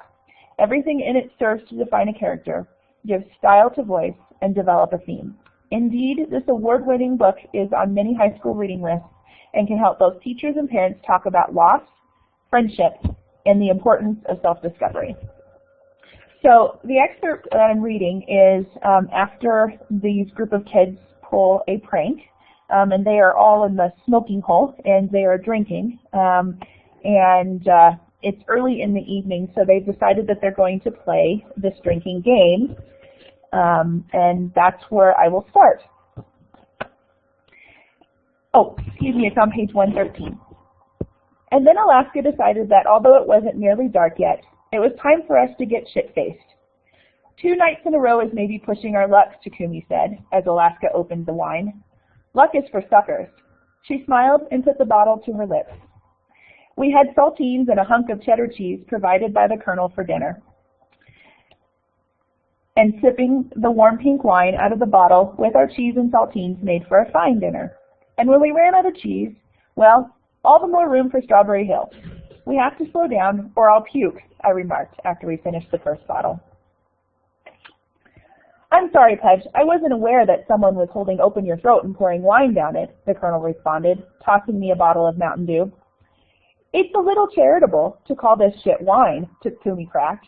And then, as of out of nowhere, Alaska announced, best day, worst day. Huh? I asked. We are all going to puke if we just drink, so we'll slow it down with a drinking game. Best day, worst day. Never heard of it, the Colonel said. Because I just made it up, she smiled. She lay on her side across 2 bales of hay, the afternoon light brightening the green in her hair, or in her eyes. Her tan skin the last memory of fall. With her mouth half open, it occurred to me that she must already be drunk as I noticed the far-off look in her eyes. The 1,000-yard stare of intoxication. I thought as I watched her with an idle fascination. It occurred to me that, yeah, I was a little drunk too. Fun. What are the rules? Laura asked. Everybody tells the story of their best day. The best storyteller doesn't have to drink. Then everybody tells the story of their worst day, and the best storyteller doesn't have to drink. Then we all keep going. Second best day, second worst day, until one of y'all quits. How do you know it'll be one of us? Takumi asked. Because I'm the best drinker and the best storyteller, she answered. Hard to disagree with that logic. You start, Pudge. Best day of your life. Can I take a minute to think of one? Couldn't have been the good one if you had to think about it, the Colonel said. Fuck you, dude. Touchy. Best day of my life was today, I said. And the story is that I woke up next to a very pretty Hungarian girl, and it was cold, but not too cold, and I had a cup of lukewarm coffee, and ate Cheerios with milk, and then walked into the woods with Alaska and Takumi. We skipped stones across the creek, which sounds dumb, but it wasn't. I don't know, like the way the sun is right now, with the long shadows and the kind of bright, soft light you get when the sun isn't quite setting. That's the light that makes everything better, everything prettier, and today, everything just seemed to be in that light. I mean, I didn't do anything, but just sitting here, even if I'm watching the Colonel Whittle or whatever. Great day, today, best day of my life. You think I'm pretty? Laura said, and laughed, bashful. I thought, it'd be good to make eye contact with her right now, but I couldn't. And I'm Romanian. The story ended up being a hell of a lot better than I thought it would be, Alaska said, but I still got you beat. Bring it on, baby, I said. A breeze picked up, and the tall grass outside of the barn tilting away from it, and I pulled my sleeping bag over my shoulders to stay warm. Best day of my life was January 9th, 1997. I was 8 years old, and my mom and I went to the zoo on a class trip. I liked the bears. She liked the monkeys. Best day ever. End of story. That's it, the Colonel said. That was the best day of your whole life? Yup. I liked to eat. I liked to eat, Laura said. I liked the monkeys too. Lame, said the Colonel. I didn't think it was so much as lame as more of Alaska's intentional vagueness. Another example of her furthering her own mysteriousness. But still, even though I knew it was intentional, I couldn't help but wonder what's so fucking great about the zoo. Before I could ask, Laura spoke. Okay, my turn, said Laura. It's easy. The day I came here, I knew English, and my parents didn't, and we came off the airplane, and my relatives were here. Aunts and uncles I had not ever seen in the airport, and my parents were so happy. I was 12, and I had always been the little baby, but that was the first day that my parents needed me and treated me like a grown-up. Because they didn't know the language, right? They needed me to order food and to translate tax and immigration forms and everything else, and that was the day they stopped treating me like a kid. Also, in Romania, we were poor, and here, we're kind of rich. She laughed. All right, Takumi smiled, grabbing the bottle of wine. I lose. Best day of my life was the day I lost my virginity, and if you think about it, and if you think I'm going to tell you the story, you're going to have to get me drunker than this. Not bad, said the Colonel. That's not bad. Want to know my best day? That's the game, Chip, Alaska said, clearly annoyed. Best day of my life hasn't happened yet, but I know it. I see it every day. The best day of my life is the day I buy my mom a huge fucking house. And not just like the one out in the woods, but in the middle of Mountain Brook, with all the Weekday Warriors parents, with y'all's parents, and I'm not buying it a mortgage either. I'm buying it with cash, and I'm driving my mom there, and I'm going to open her side of the car door, and she'll get out and look at the house. This house is like picket fence with 2 stories and everything. You know, And I'm going to hand her the keys to her house and I'll say, thanks, man. She helped me fill out my application to this place. And she let me come here, and that's no easy thing. When you come from where we do, to let your son go away to school. So that's the best day of my life. Takumi tilted the bottle up and swallowed a few times, then handed it to me. I drank, and so did Laura, and then Alaska, head back, and turned the bottle upside down, quickly downing the last quarter of the bottle. And she unscrewed the next bottle. Alaska smiled at the Colonel. You won that round. Now, what's your worst day? Worst day was when my dad left. He's old. He's like 70 now, and he was old when he married my mom, and he still cheated on her. And she caught him, and she got pissed. So he hit her, and then she kicked him out and left. I was here, and my mom called, and she didn't tell me the whole story with the cheating and everything and hitting until later. She just said that he was gone and not coming back, and I haven't seen him since. All that day, I kept waiting for him to call and explain it, but he never did. He never called at all. I at least thought he would say goodbye or something. That was the worst day.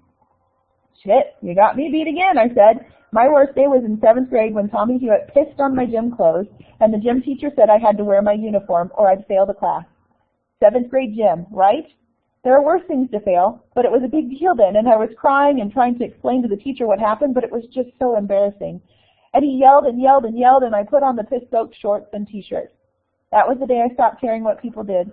I just never cared anymore about being a loser or not having friends or any of that.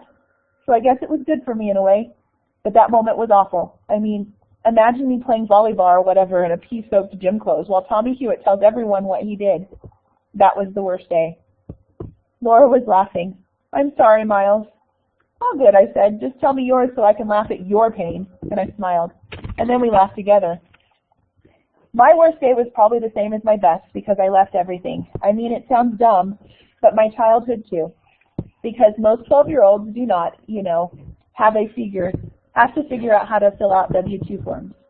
What's a W-2 form, I asked. That's my point. It's for taxes. So, same day. Laura had always needed to talk for her parents, I thought, and so maybe she never learned to talk for herself. And I wasn't good at talking for myself either. We had something important in common. A personality quirk I didn't share with Alaska or anybody else. Although, almost by definition, Laura and I couldn't express it to each other. So maybe it was just the way that the not setting yet sun shone against her lazy dark curls. But at that moment, I wanted to kiss her, and we did not need to talk in order to kiss. And the puking on her jeans and the months of mutual avoidance melted away. It's your turn, Takumi. Worst day of my life, Takumi said. June 9th, 2000. My grandmother died in Japan. She died in a car accident, and I was supposed to leave to go see her 2 days later. I was going to spend the whole summer with her and my grandfather, but instead, I flew over for her funeral. And the only time I really saw what she looked like, other than in pictures, was at her funeral. She had a Buddhist funeral, and they cremated her. But before they did, she was on this, it's not really Buddhist. Religion and complicated there. So it's a little Buddhist, and religion is complicated there. So it's a little Buddhist and a little Shinto. But y'all don't care.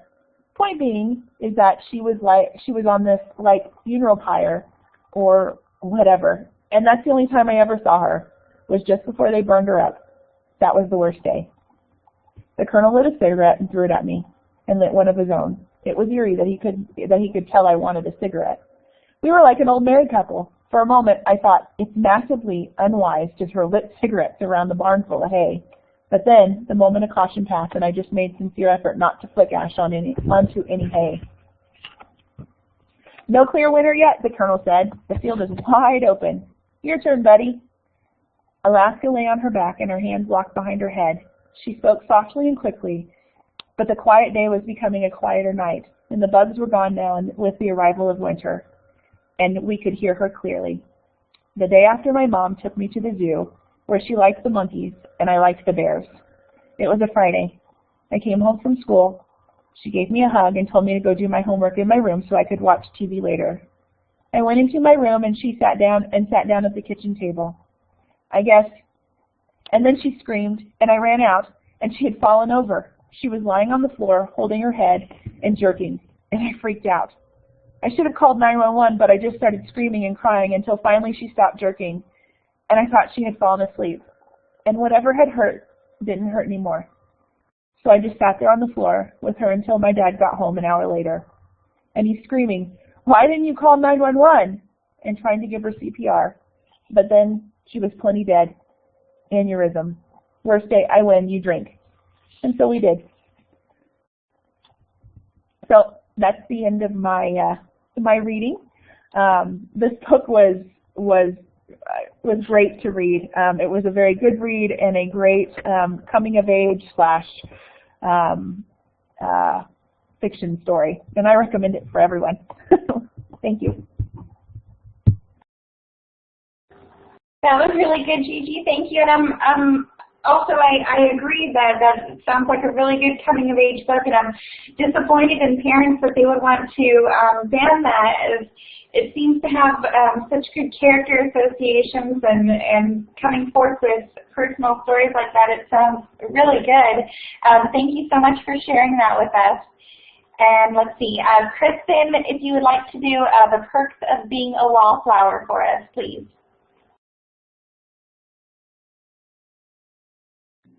All right. Hi, I'm Kristen, and I've chosen to read from Stephen Chbosky's The Perks of Being a Wallflower. Published in 1999, this book has a history of being challenged or banned in schools across the U.S. as recently as just this year for its inclusion of topics such as drug use, sexual behavior, and homosexuality. Written as a series of letters to an anonymous confidant, The Perks of Being a Wallflower tells the story of Charlie, a shy and socially awkward 9th grader, trying simultaneously to live his life and to get away from it. It's at turns heart-wrenching, heartwarming, and always, always honest. It's Frank's depiction of what it's like to be a teenager, not leaving out any of the hard parts, but also exploring the sense of wonder that life has to offer, is what makes Charlie's story relatable. It's a book I feel everyone, especially teens, should be allowed to read. To silence Charlie is to silence others who share experiences like his. The excerpt I am going to read is from page 24 to 26, which begins during a conversation between Charlie and his English teacher, Bill. Bill looked at me looking at people, and after class he asked me what I was thinking about, and I told him. He listened and he nodded and made affirmation sounds. When I had finished, his face changed into a serious talk face. Do you always think this much, Charlie? Is that bad? I just wanted someone to tell me the truth. Not necessarily. It's just that sometimes people use thoughts to not participate in life. Is that bad? Yes. I think I participate, though. Don't you think I am? Well, are you dancing at these dances? I'm not a very good dancer. Are you going on dates? Well, I don't have a car, and even if I did, I can't drive because I'm 15. And anyway, I haven't met a girl I like except for Sam. But I'm too young for her, and she would always have to drive, which I don't think is fair. Bill smiled and continued asking me questions. Slowly, he got to problems at home. And I told him about the boy who makes mixtapes hitting my sister because my sister only told me not to tell Mom and Dad about it, so I figured I could tell Bill. He got this very serious look on his face after I told him, and he said something to me I don't think I will forget this semester or ever. Charlie, we accept the love we think we deserve. I just stood there quiet. Bill patted my shoulder and gave me a new book to read. He told me everything was going to be okay. I usually walk home from school because it makes me feel like I've earned it. What I mean is that I want to be able to tell my kids that I walk to school like my grandparents did in the old days. It's odd that I'm planning this considering I've never had a date, but I guess that it makes sense. It usually takes me an extra hour or so to walk as opposed to taking the bus, but it's worth it when the weather is nice and cool like it was today. When I finally got home, my sister was sitting on a chair. My mom and dad were standing in front of her, and I knew that Bill had called home and told them, and I felt terrible. It was all my fault. My sister was crying. My mom was very quiet. My dad did all the talking. He said that my sister was not allowed to see the boy who hit her anymore, and he was going to have a talk with the boy's parents tonight. My sister then said that it was all her fault, that she was provoking him, but my dad said it was no excuse. But I love him! I had never seen my sister cry that much. No, you don't. I hate you! No, you don't. My dad can be very calm sometimes. He's my whole world!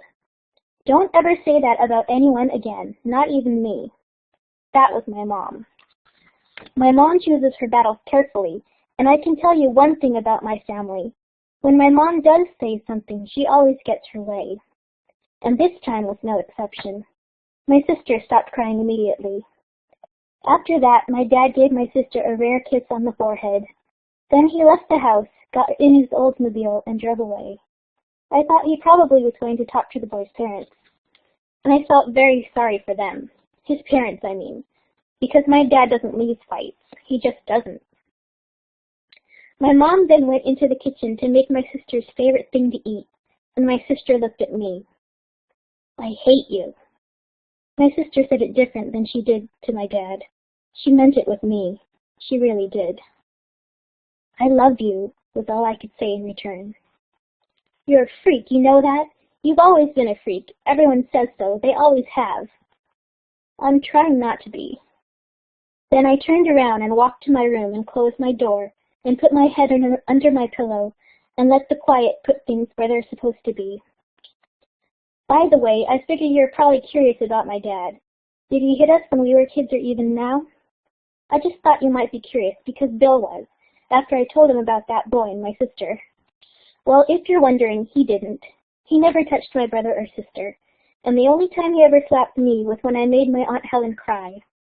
And once we all calmed down, he got on his knees in front of me and said that his stepdad hit him a lot, and he decided in college, when my mom got pregnant with my older brother, that he would never hit his kids, and he felt terrible for doing it, and he was so sorry, and he would never hit me again, and he hasn't. He's just stern sometimes. Love always, Charlie. Thank you. I'm done. Thank you, Kristen. There was one quote, I'm probably going to misquote it, but there was one in there that really stood out to me was, we accept the love that we think we deserve, and I thought that was really, really made an impact with me. That was really good. Thank you so much. At this point, we are running, I think, at least 20 minutes ahead of schedule. So we were wondering if there's anyone who has either an additional excerpt from the same book or an excerpt from a different book that you would like to volunteer to read at the end. We will be here until 8:30, so if you'd like to fill up the time with additional excerpts, we would love to hear them.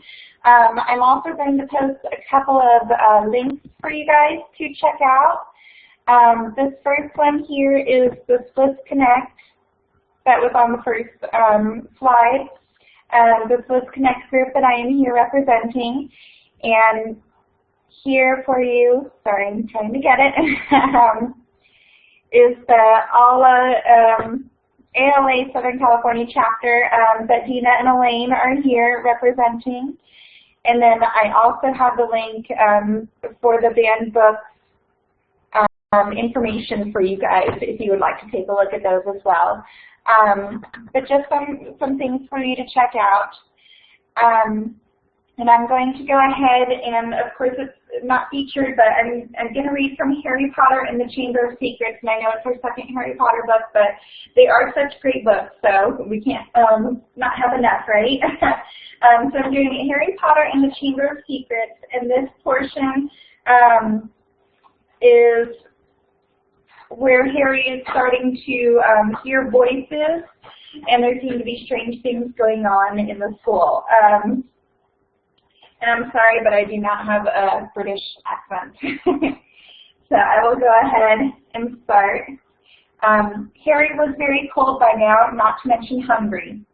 I can't stand much more of this, Ron muttered, his teeth chattering as the orchestra ground back into action and the ghost went back onto the dance floor. Let's go, Harry agreed. They backed toward the door, nodding and beaming at anyone who looked at them, and a minute later were hurrying back up the passageway full of black candles. Pudding might not be finished yet, said Ron hopefully, leading the way toward the steps to the entrance hall. And then Harry heard it. Rip, tear, kill. It was the same voice, the same cold, murderous voice he had heard in Lockhart's office. He stumbled to a halt, clutching at the stone wall, listening with all his might, looking around, squinting up and down the dimly lit passageway. Harry, what are you? It's that voice again. Shut up a minute. So hungry for so long. Listen, Harry said urgently, and Ron and Hermione froze, watching him. Kill. Time to kill. The voice was growing fainter. Harry was sure it was moving away, moving upward. A mixture of fear and excitement gripped him as he stared at the dark ceiling. How could it be moving upward? Was it a phantom to whom stone ceilings didn't matter? This way, he shouted, and he began to run up the stairs into the entrance hall. It was no good hoping to hear anything here. The babble of talks in the Halloween feast was echoing out of the great hall. Harry sprinted up the marble staircase to the first floor, Ron and Hermione clattering behind him. Harry, what are we? Shh! Harry strained his ears distantly from the floor above, and growing fainter still, he heard the voice. I smell blood. I smell blood. His stomach lurched. It's going to kill someone, he shouted, and ignoring Ron's and Hermione's bewildered faces, he ran up the next flight of steps 3 at a time, trying to listen over his own pounding footsteps. Harry hurtled around the whole of the second floor, Ron and Hermione panting behind him, not stopping until they turned the corner into the last deserted passage. Harry, what was that all about? Said Ron, wiping sweat off his face. I couldn't hear anything.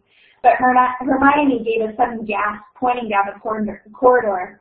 Look! Something was shining on the wall ahead. They approached the slowly squinting through the darkness. Foot-high words had been daubed on the wall between 2 windows, shimmering in the light cast by the flaming torches. The chamber of secrets has been opened. Enemies of the air, beware. What's that thing hanging underneath? Said Ron, a slight quiver in his voice. As they edged nearer, Harry almost slipped. There was a large puddle of water on the floor. Ron and Hermione grabbed him. They inched toward the message, eyes fixed on a dark shadow beneath it. All 3 of them realized what it was at once and leapt backward with a splash. Mrs. Norris, the caretaker's cat, was hanging by her tail from the torch bracket. She was stiff as a board, her eyes wide and staring. For a few seconds they didn't move, then Ron said, let's get out of here. Shouldn't we try and help? Harry began awkwardly. Trust me, said Ron, we don't want to be found here. But it was too late. A rumble, as though distant thunder, told them that the feast had just ended. From either end of the corridors where they stood came the sound of hundreds of feet climbing the stairs, and the loud, happy talk of well-fed people. Next moment, students were crashing into the passage from both ends. The chatter, the bustle, the noise died suddenly as the people in front spotted the hanging cat. Harry, Ron, and Hermione stood alone in the middle of the corridor as silence fell among the mass of students pressing forward to see the grisly sight. Then someone shouted through the quiet, "Enemies of the air, beware! You'll be next, mudbloods!" It was Draco Malfoy. He had pushed to the front of the crowd, his cold eyes alive, his usually bloodless face flushed. Sorry, that was a tongue twister. His usually bloodless face flushed as he grinned at the sight of the hanging, immobile cat. "What's going on here? What's going on?" Attracted no doubt by Malfoy's shout, Argus Filch came shouldering his way through the crowd. Then he saw Mrs. Norris and fell back, clutching his face in horror. "My cat! My cat! What's happened to Mrs. Norris?" he shrieked, and his popping eyes fell on Harry. "You!" he screeched. You murdered my cat! You killed her! I'll kill you all! Argus!" Dumbledore had arrived on the scene, followed by a number of other teachers. In seconds, he had swept past Harry, Ron, and Hermione and detached Mrs. Norris from the torch bracket. "Come with me, Argus," he said to Filch. "You too, Mr. Potter, Mr. Weasley, Miss Granger." Lockhart stepped forward eagerly. "My office is nearest, Headmaster, just upstairs. Please feel free." "Thank you, Gilderoy," said Dumbledore. The silent crowd parted to let them pass. Lockhart, looking excited and important, hurried after Dumbledore, so did Professors McGonagall and Snape. As they entered Lockhart's darkened office, there was a flurry of movement across the walls. Harry saw several of the Lockharts in the pictures dodging out of sight, their hair in rollers. The real Lockhart lit the candles on his desk and stood back. Dumbledore laid Mrs. Norris on the polished surface and began to examine her. Harry, Ron, and Hermione exchanged tense looks and sank into chairs outside the pool of candlelight, watching. The tip of Dumbledore's long, crooked nose was barely an inch from Mrs. Norris's fur. He was looking at her closely through his half-moon spectacles, his long fingers gently prodding and poking. Professor McGonagall's bench almost as close, her eyes narrowed. Snape loomed behind them, half in shadow, wearing a most peculiar expression. It was as though he was trying hard not to smile. And Lockhart was hovering around all of them, making suggestions. It was definitely a curse that killed her, probably the transmogrification torture. I've seen it used many times, so unlucky I wasn't there. I know the very counter curse that would have saved her. Lockhart's comments were punctuated by Filch's dry, racking sobs. He was slumped in the chair by the desk, unable to look at Mrs. Norris, his face in his hands. Much as he detested Filch, Harry couldn't help feeling a bit sorry for him, though not nearly as sorry as he felt for himself. If Dumbledore believed Filch, he would be expelled for sure. Dumbledore was now muttering strange words under his breath and tapping Mrs. Norris with his wand, but nothing happened. She continued to look as though she had been recently sucked. I remember something very similar happening in Ogdedugo, sorry, I don't know how to pronounce that one, Ogdedugo, said Lockhart, a series of attacks. The full stories in my autobiography, I was able to provide the townsfolk with various amulets, which cleared the matter up at once. The photographs of Lockhart on the walls were all nodding in agreement as he talked. One of them had forgotten to remove his hairnet. At last, Dumbledore straightened up. "She's not dead, Argus," he said softly. Lockhart stopped abruptly in the middle of counting the number of murders he had prevented. "Not dead?" choked Filch, looking through his fingers at Miss Norris. "But why, she's all stiff and frozen." "She has been petrified," said Dumbledore. "Ah, I thought so," said Lockhart. "But how, I cannot say." "Ask him!" shrieked Filch, turning his blotched and tear-stained face to Harry. "No second year could have done this," said Dumbledore firmly. "It would take dark magic of the most advanced." He did it, Filch spat, his pouchy face purpling. "You saw what he wrote on the wall. He found in my office. He knows I'm a, Filch's face worked horribly. "He knows I'm a squib," he finished. "I never touched Mrs. Norris," Harry said loudly, uncomfortably aware of everyone looking at him, including all the Lockharts on the walls. "And I don't even know what a squib is." "Rubbish," snarled Filch. "He saw my quick spell letter. If I might speak, Headmaster," said Snape from the shadows, and Harry's sense of foreboding increased. He was sure nothing Snape had to say was going to do him any good. "Potter and his friends may have simply been in the wrong place at the wrong time," he said, a slight sneer curling his mouth as though he doubted it. "But we do have a set of suspicious circumstances here. Why was he in the upstairs corridor at all? Why wasn't he at the Halloween feast?" Harry, Ron, and Hermione all launched into an explanation about the Death Day party.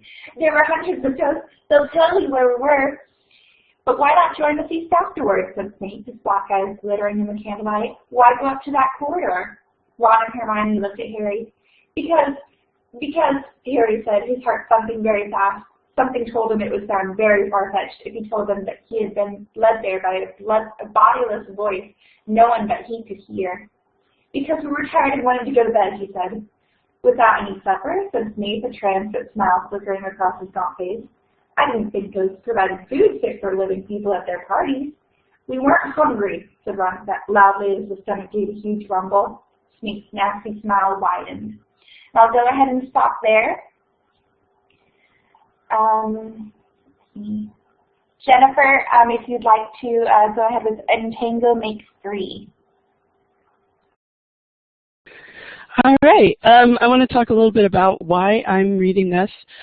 This is a book, in case you haven't heard of it already, that is based on the true story of 2 male chinstrap penguins in New York City's Central Park Zoo who tried to hatch a rock and were given an actual egg to raise. So it's got a homosexual hint to it, even though it's a true story about penguins, and that's why it's been challenged. It topped the list of challenged books from 2006 through this year, I believe, according to the ALA, except for 2009, in which case, it was only the second most challenged books. And it's important to me because I am part of a polyamorous family. I've been married for 19 years to a man with whom I live, and I've been the life partner of another man for 13 years who lives with his other girlfriend, her other boyfriend, and their 2 11-month-old daughters to whom I am an auntie. I'm sure you all followed that. We are most definitely a non-traditional family, and this book is part of how we plan to teach our children about how families can be defined by love. This book, and this is why it's going to be hard for me to read it, this book is especially important to me because my boyfriend and his girlfriend tried for 10 years to have a baby by the normal biological means, and we lived through a miscarriage and many years of crushed dreams, and finally they saved up enough money to try IVF with donor eggs, and now we have 2 beautiful, happy, and very rambunctious children. And so I'm hoping to get through this without crying, and I'm planning to read the entire book. It's a children's book, and that shouldn't be a problem. So here we go.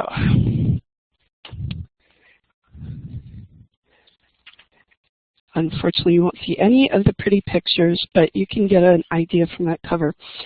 In the middle of New York City, there is a great big park called Central Park. Children love to play there. It has a toy boat pond where they can sail their boats. It has a carousel to ride on in the summer and an ice rink to skate on in the winter. Best of all, it has its very own zoo. Every day, families of all kinds go to visit the animals that live there. The children and their parents aren't the only families at the zoo. The animals make families of their own. There are red panda bear families where mothers and fathers and furry red panda bear cubs. There are monkey dads and monkey moms raising their noisy monkey babies. There are toad families and toucan families and cotton-top tamarin families too. And in the penguin house, there are penguin families. Every year at the very same time, the girl penguins start noticing the boy penguins, and the boy penguins start noticing the girls. When the right girl and the right boy find each other, they become a couple. 2 penguins in the penguin house were a little bit different. One was named Roy, and the other was named Silo. Roy and Silo were both boys, but they did everything together. They bowed to each other and walked together. They sang to each other and swam together. Wherever Roy went, Silo went too. They didn't spend much time with the girl penguins, and the girl penguins didn't spend much time with them. Instead, Roy and Silo wound their necks around each other. Their keeper, Mr. Gramsay, noticed the 2 penguins and thought to himself, they must be in love. Roy and Silo watched how the other penguins made a home. So they built a nest of stones for themselves. Every night, Roy and Silo slept there, just like the other penguin couples. And every morning, Roy and Silo woke up together. But one day, Roy and Silo saw that the other couples could do something they could not. The mama penguin would lay an egg. She and the papa penguin would take turns keeping the egg warm until finally it would hatch. And then there would be a baby penguin. Roy and Silo had no egg to sit on and keep warm. They had no baby chick to feed and cuddle and love. Their nest was nice, but it was a little empty. One day, Roy found something that looked like what the other penguins were hatching, and he brought it to their nest. It was only a rock, but Silo carefully sat on it and sat and sat. When Silo got sleepy, he slept, and when Silo was done sleeping and sitting, he swam, and Roy sat. Day after day, Silo and Roy sat on the rock. But nothing happened. Then Mr. Gramsay got an idea. Forgive me. He found an egg that needed to be cared for. And he brought it to Roy and Silo's nest. Roy and Silo knew just what to do. They moved the egg to the center of their nest. Every day they turned it so each side stayed warm. Some days Roy sat while Silo went for food, and other days it was Silo's turn to take care of their egg. They sat in the morning and they sat at night. They sat through lunchtime and swim time and supper. They sat at the beginning of the month and they sat at the end of the month. And they sat all the days in between until one day they heard a sound coming from inside their egg. Beep, beep, beep, beep, it said. Roy and Silo called back, squawk, squawk. Beep, beep, answered the egg. Suddenly a tiny hole appeared in the egg's shell, and then, crack! Out came their very own baby. She had fuzzy white feathers and a funny black beak. Now Roy and Silo were fathers. We'll call her Tango, Mr. Gramsay decided, because it takes two to make a tango. Roy and Silo taught Tango how to sing for them when she was hungry. They fed her food from their beaks. They snuggled her in their nest. At night, Tango was the very first penguin in the zoo to have two daddies. Soon, Tango grew strong enough to leave the nest. Roy and Silo took her for a swim, just like all the other penguin families. And all the children who came to the zoo could see Tango and her two fathers playing in the penguin house with the other penguins. Hooray, Roy! Hooray, Silo! Welcome, Tango, they cheered. At night, the three penguins returned to their nest. There they snuggled together, and like all the other penguins in the penguin house, and all the other animals in the zoo, and all the families in the big city around them, they went to sleep. The end. And thanks for sticking with me. Thank you, Jennifer, so much for sharing that with us. That was really great. I want to share, I have a similar story in my family, if you don't mind listening to me for a second. My aunt and uncle, my aunt, when she was 17 or 18, she was hit by a car and was told that she most likely could never have children. And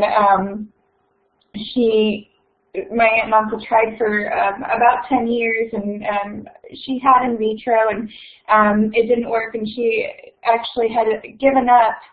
And then she had given up, and they quit trying, and actually it ruined their marriage, and they got divorced. But my aunt met another guy that she was friends with, and she went for her annual checkup and with her OBGYN, and I'm sorry, I'm losing the words right now, but she was, they said that there were some tests that they wanted to run with her, but they couldn't because she was pregnant. And it was such a huge surprise for her, and I'm sorry, Jennifer, you really got to me. It was such a huge surprise for her, and her baby's about 6 months old now, little boy, and she had trouble throughout her pregnancy too.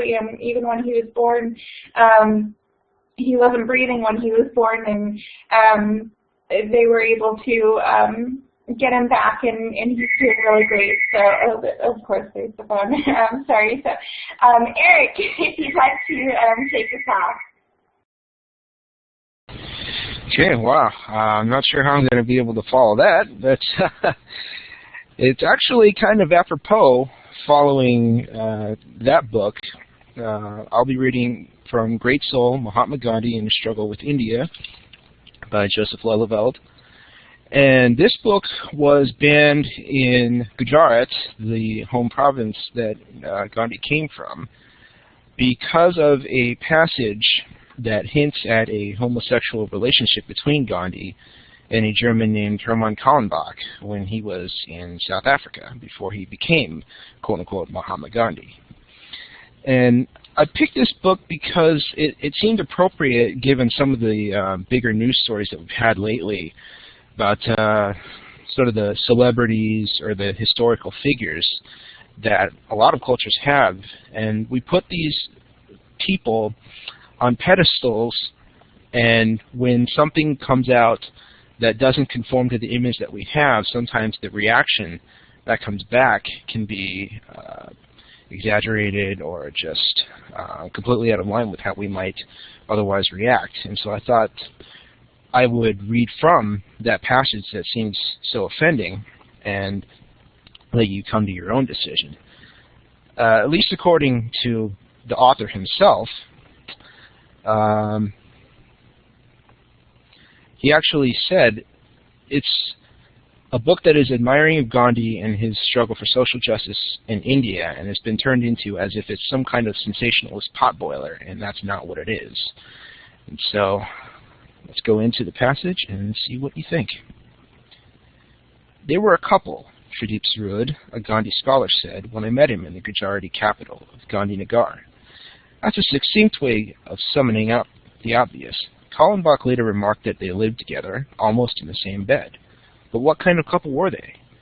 Gandhi early on made a point of destroying what he called Kallenbach's logical and charming love notes to him, in the belief that he was honoring his friend's wish that they be seen by no other eyes. But the architect saved all of Gandhi's, and his descendants, decades after his death and Gandhi's, put them up for auction. Only then were the letters acquired by the National Archives of India and, finally, published. It was too late for the psychoanalyst Erik Erikson to take them into account, and most recent Gandhi studies tend to deal with them warily, if at all. One respected Gandhi scholar characterized their relationship as clearly homoerotic rather than homosexual, intending through that choice of words to describe strong mutual attraction, nothing more. The conclusions passed on by word of mouth in South Africa's small Indian community were sometimes less nuanced. It was no secret then, or later, that Gandhi, leaving his wife behind, had gone to live with a man. In an age when the concept of platonic love gains little credence, selectively chosen details of the relationship and quotations from letters can easily be arranged to suggest a conclusion. Kallenbach, who was raised and educated in East Prussia, was a lifetime bachelor, gymnast, and bodybuilder, having received physical training at the hands of Sandow, as Gandhi himself later boasted. This was an allusion to Eugen Sandow, a strongman still celebrated as the father of modern bodybuilding, who turns out to have been a contemporary of Kallenbach's in what was then called Königsberg, and is now the city of Kaliningrad in a Russian enclave in the Baltic fastened to Poland. Gandhi was preoccupied throughout his life with physiology, especially as it pertained to appetites, but never, it hardly needs saying, with bodybuilding.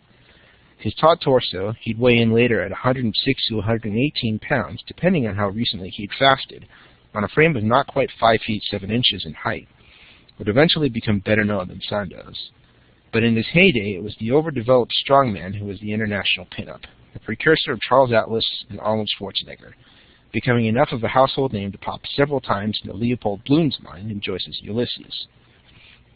The son of a timber merchant, Kallenbach had served a year in the German army and then trained as an architect in Stuttgart before arriving in Johannesburg in 1895 at the age of 24. He had thus been in South Africa for nearly a decade when Sandow, who'd been discovered and turned into an international star by Flo Ziegfeld, brought his act, a form of male striptease, to Johannesburg in 1904. It's hard to imagine Kallenbach, who had yet to meet Gandhi, bypassing the chance to become reacquainted with his fellow Königsberger. If not infatuated, Gandhi was clearly drawn to the architect. In a letter from London in 1909, he writes, "Your portrait, the only one, stands on my mantelpiece in the bedroom. The mantelpiece is opposite to the bed. Cotton wool and Vaseline," he then says, "are a constant reminder. The point," he goes on, "is to show to you and me how completely you have taken possession of my body. This is slavery with a vengeance." What are we to make of the word possession, or the reference to petroleum jelly, then as now a salve with many commonplace uses? The most plausible guesses are that the Vaseline in the London hotel room may have to do with enemas, to which he regularly resorted, or may in some other way foreshadow the geriatric Gandhi's enthusiasm for massage, which would become a widely known part of the daily routine in his Indian ashrams, arousing gossip that has never quite died down, once it became clear that he mostly relied on the women in his entourage for its administration.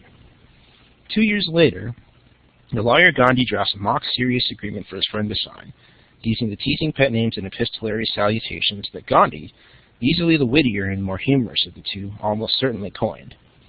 Kallenbach, 2 years the younger, has come to be addressed as Lower House in the parliamentary sense, a jocular allusion, it seems, to his role as the source of appropriations. Gandhi is Upper House, and therefore gets to vote down excessive spending. Lower House can pronounce on matters of physical fitness and everything that's literally down to earth on the communal settlement known as Tolstoy Farm, they'd by then established. Upper House gets to think deep thoughts, strategize, and direct the moral development of his other half in this touching bicameral relationship. In the agreement dated July 29, 1911, on the eve of a trip Kallenbach is about to make to Europe, Upper House makes Lower House promise not to contract any marriage tie during his absence, nor look lustfully upon any woman. The two houses then mutually pledge more love and yet more love, such love as they hope the world has not yet seen. By then, except for time subtracted by Gandhi's jail terms in 1908 and trip to London in 1909, the two had been together more than 3 years. Remember, we only have Gandhi's letters, invariably starting Dear Lower House. So it's Gandhi who provides playful undertone that might easily be ascribed to a lover, especially if we ignore what else his letters contain and their broader context. Interpretation can go two ways here. We can indulge in speculation or look more closely at what the two men actually say about their mutual efforts to repress sexual urges in this period. A 1908 letter from Kallenbach to his brother Simon in Germany, shortly after Gandhi moved in with him, showed that he'd been under his lodger's influence for some time. For the last 2 years, I've given up meat eating. For the last year, I also did not touch fish anymore, he writes. And for the last 18 months, I have given up my sex life. I have changed my daily life in order to simplify it. Later, it is Kallenbach who points out to Gandhi the insidious tendency milk has to enhance arousal. Gandhi, ever the extremist in dietary experiments, extends the prohibition to chocolates. I see death in chocolates, he lectures Polak, who isn't in this period involved in the food trials that Kallenbach readily undergoes. Few foods are so heating, meaning likely to stimulate forbidden appetites. He sends Kallenbach a verse on non-attachment to bodily pleasures. We have bodies, according to this message, in order to learn self-control.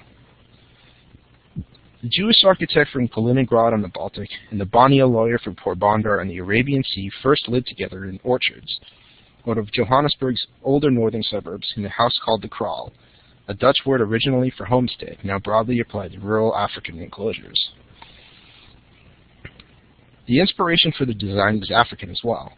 Kallenbach did the Rondevel, a round thatched structure with thick clay walls, sometimes whitewashed, as his prototype for 15 Pine Street, where he cohabited with Gandhi for a year and a half. It still stands, and was recently purchased by a French company with plans to turn it into a tourist attraction, yet another Gandhi museum. It's actually two Rondevels, cleverly joined and set back behind a high fence with a sign, omnipresent these days in the walls and fences of the northern suburbs, warning intruders of an armed response. Obviously, the warning isn't Gandhian.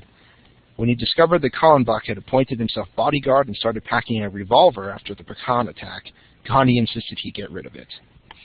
The couple then moved to an area called Linksfield, where Kallenbach was building a bigger house called Mountain View, over which Gandhi had predictable misgivings. One of his self-imposed missions in this period was to drill his housemate in the discipline of self-denial. He nagged him to rid himself of a new car and live up to the vow of poverty both had taken by slashing his personal spending. My hope is that we will not this time have aristocratic simplicity, but simple simplicity, he writes before new work on the new house has actually begun. For a time in 1910, they live on the building site in a tent. What he really wants, it emerges, is for Kallenbach to shut down his architecture practice, just as he at this point is preparing to give up the law, and return with him to a shared life of service at Phoenix. It appears, Gandhi writes hopefully, in the laudatory profile of his companion in Indian opinion, that Mr. Kallenbach will gradually give up his work as architect and live in complete poverty. And that's where I'll stop, and you can come to your own conclusions. And, I mean, with the passage on platonic love and everything else that goes into this whole passage, it makes you wonder whether those politicians or the other people that are commenting on it saying that, you know, oh, they're saying Gandhi was gay or that's the only reason that he wrote this book. It makes you wonder if they actually read the book. And I'll close out with a quote actually from Gandhi's great-grandson, who said, "A ban of the book would be a greater insult to Gandhi than that book or the author might have intended." He said, "How does it matter if the Mahatma was straight, gay, or bisexual? Every time he would still be the man who led India to freedom."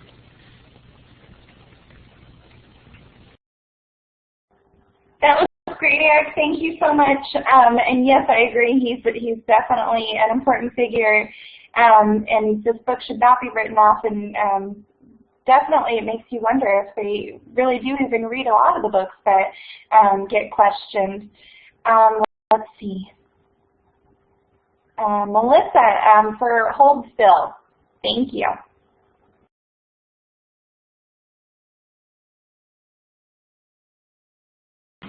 Hi there. My name is Melissa Eleftherian Carr, and I'll be reading from Nina LaCour's Hold Still. Ingrid's skin was the smoothest texture, so pale that it was transparent. I could see the blue veins that ran down her arms, and they made her seem fragile somehow. The way Eric Daniels, my first boyfriend, seemed fragile when I laid my head on his chest and heard his heart beating and thought, oh, people don't always remember about the blood and the heartbeat, the lungs. But whenever I looked at Ingrid, I was reminded of the things that kept her alive.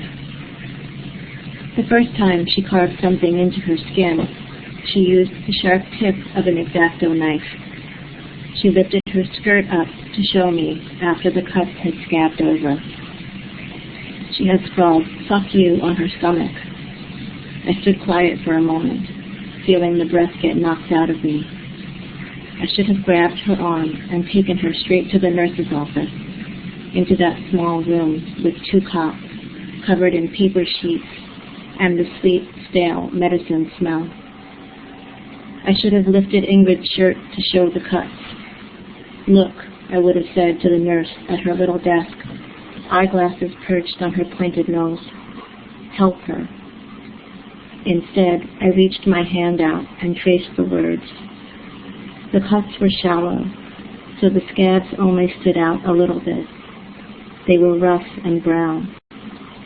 I knew that a lot of girls at our school cut themselves.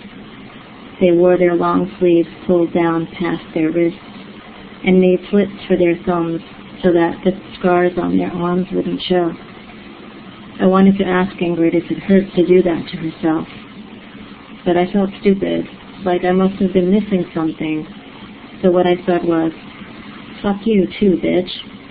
Ingrid giggled, and I tried to ignore the feeling that something good between us was changing. That's the passage that I've selected to read tonight, and even though it's a rather short passage, I felt that it encapsulated a lot of what the author was saying about the 2 characters.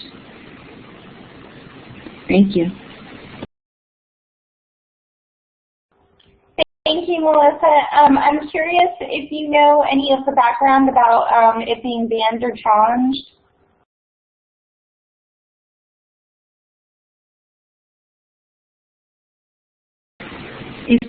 If my recall is correct, it's my understanding that it was challenged at a school library it was actually challenged in the classroom, rather, of a high school for a teacher that wanted to incorporate it into the class curriculum. And that's about all that I know, but if my memory is serving me correctly, that's my understanding of what had happened.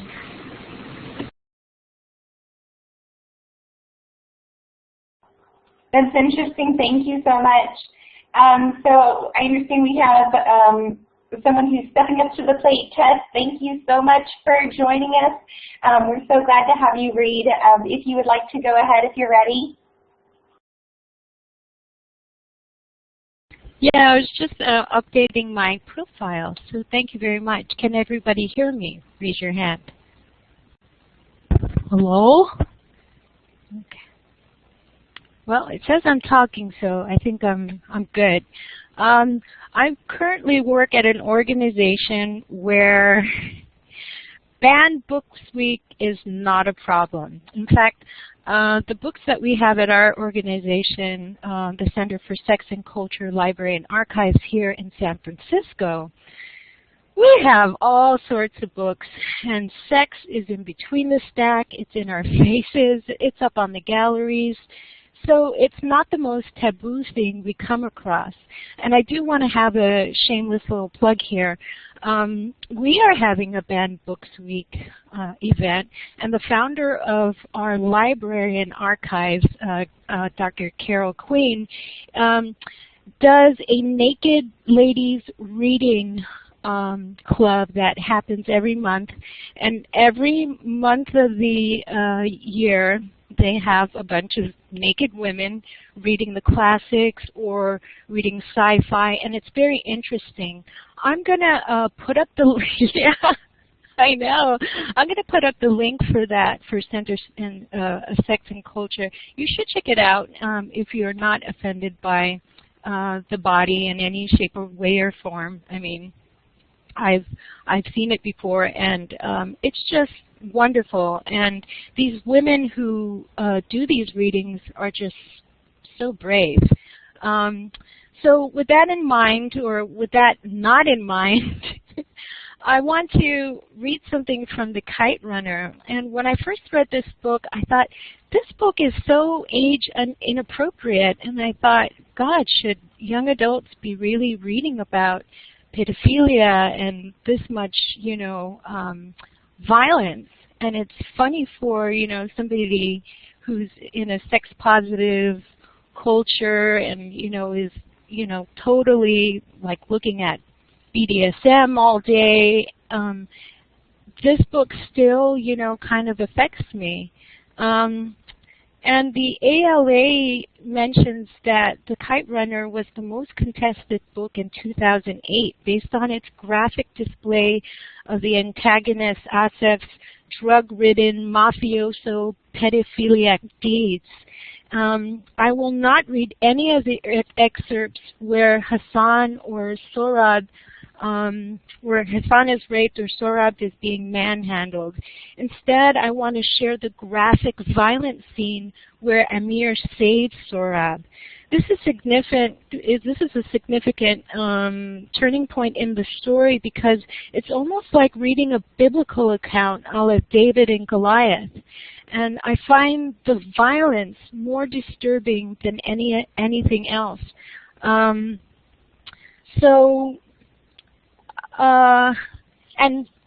I mean, books like this are just, you know, just seem so real versus books like 50 Shades of Grey, which is pretty much green eggs and ham, you know, compared to the content that we have in our library.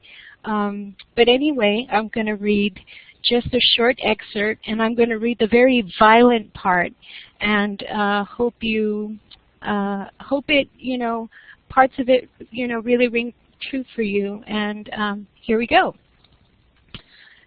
I don't know if I gave Asif a good fight. I don't think I did. How could I have?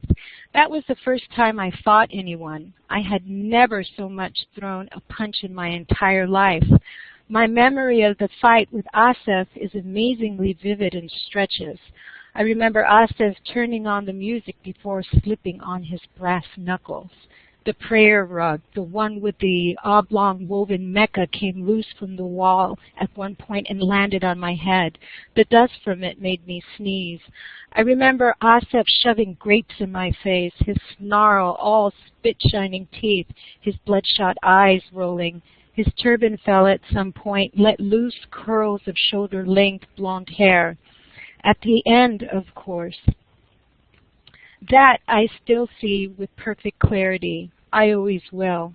Mostly, I remember this. His brass knuckles flashing in the afternoon light. How cold they felt with the first few blows and how quickly they warmed with my blood.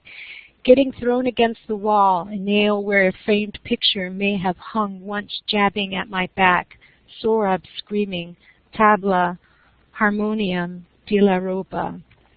Getting hurled against the wall, the knuckles shattering my jaw, choking on my teeth, swallowing them, thinking about the countless hours I spent flossing and brushing.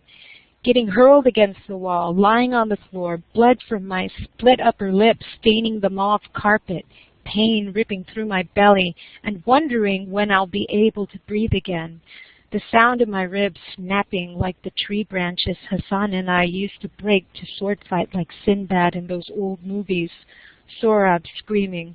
The side of my face slamming against the corner of the television stand. That snapping sound again, this time just under my left eye. Music. Sohrab screaming. Fingers grasping my hair, pulling my head back. The twinkle of stainless steel. Here they come. That snapping sound yet again, now my nose, biting down in pain, noticing how my teeth didn't align like they used to, getting kicked, Sohrab screaming. I don't know at what point I started laughing, but I did. It hurt to laugh, hurt my jaws, my ribs, my throat. But I was laughing and laughing, and the harder I laughed, the harder he kicked me, punched me, and scratched me. End. Thank you. And then shortly after that, they talk, and he rescues Sorab, and this is like one of the most riveting parts of the book, and I'm happy to share it with you. Thank you all.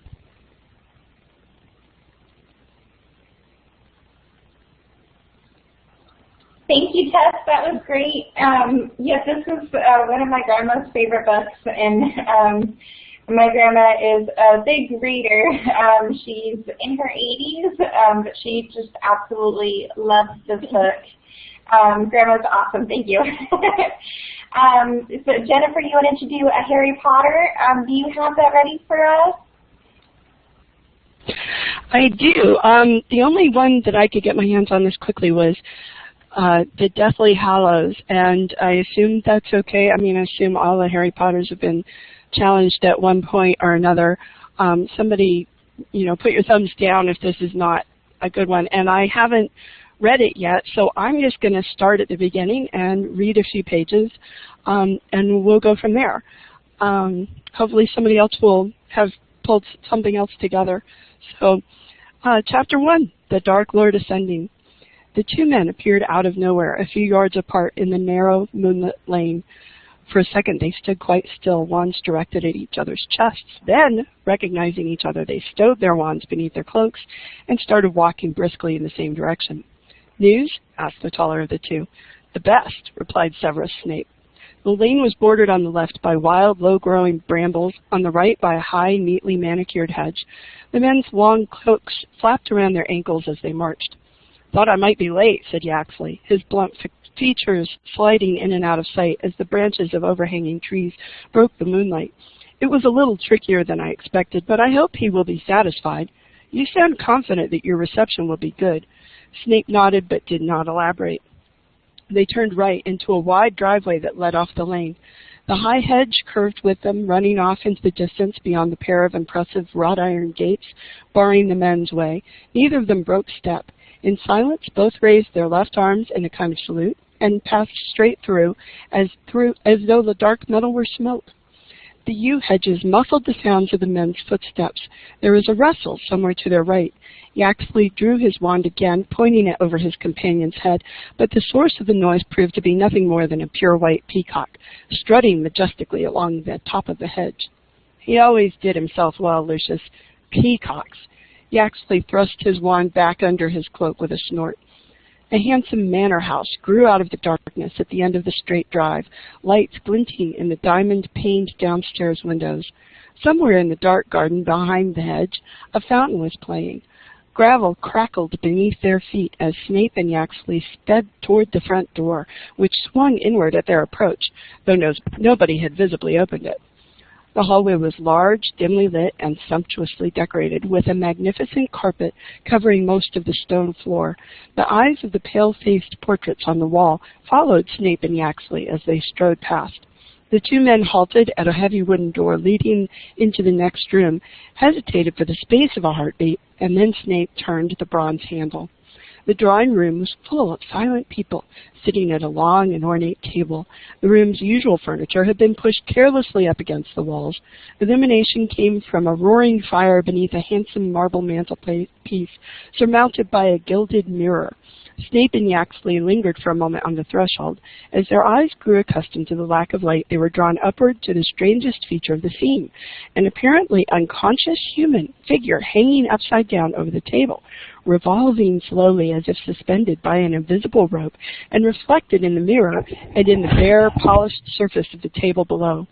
None of the people seated underneath this singular sight was looking at it, except for a pale young man sitting almost directly below it. He seemed unable to prevent himself from glancing upward every minute or so. "Yaxley, Snape," said a high, clear voice from the head of the table. "You are very nearly late." The speaker was seated directly in front of the fireplace, so that it was difficult, at first, for the new arrivals to make out more than his silhouette. As they drew nearer, however, his face shone through the gloom, hairless, snake-like, with slits for nostrils and gleaming red eyes whose pupils were vertical. He was so pale that he seemed to emit a pearly glow.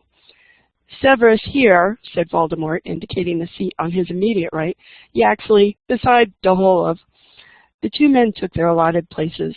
Most of the eyes around the table followed Snape, and it was to him that Voldemort spoke first. "So, my lord, the Order of the Phoenix intends to move Harry Potter from his current place of safety on Saturday next at nightfall." The interest around the table sharpened palpably. Some stiffened, others fidgeted, all gazing at Snape and Voldemort. "Saturday, at nightfall," repeated Voldemort, his red eyes fastened upon Snape's black ones with such intensity that some of the watchers looked away, apparently fearful that they themselves would be scorched by the ferocity of the gaze. Snape, however, looked calmly back into Voldemort's face, and after a moment or two, Voldemort's lipless mouth curved into something like a smile. "Good, very good. And this information comes from the source we discussed," said Snape. "My lord," Yaxley had leaned forward to look down the long table at Voldemort and Snape. All faces turned to him. "My lord, I have heard differently." And I'll stop there. It drew me in. I'm ready to read the rest.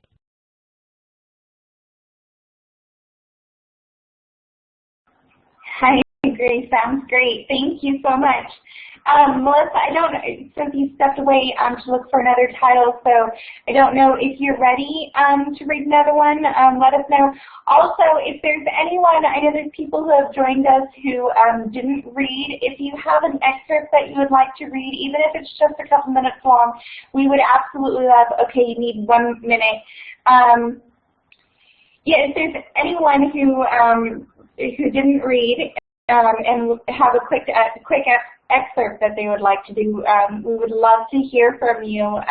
Even if it's just a couple minutes long, you don't have to have a background story or anything, but we would love to hear from you. Let's see. So, is there anyone here? Are you all, do you take part in any of the SLIS Connect or the ALASC Southern California chapter events? Have you ever been to any of the in-person organizations that have been gathered? Because I know we do a lot of in-person ones as well as virtual ones just like this, but has there anyone that's taken part in additional events?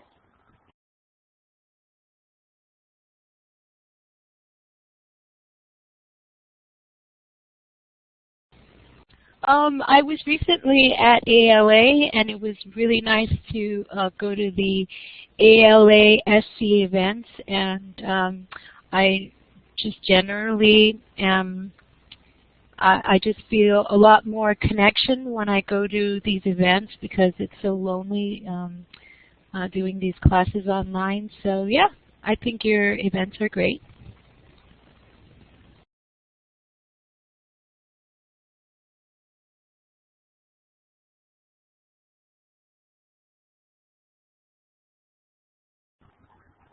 Thank you, Tess, and thank you, Mary. It was great that you could join us. Melissa, are you ready or do you need a couple more minutes? How are we doing?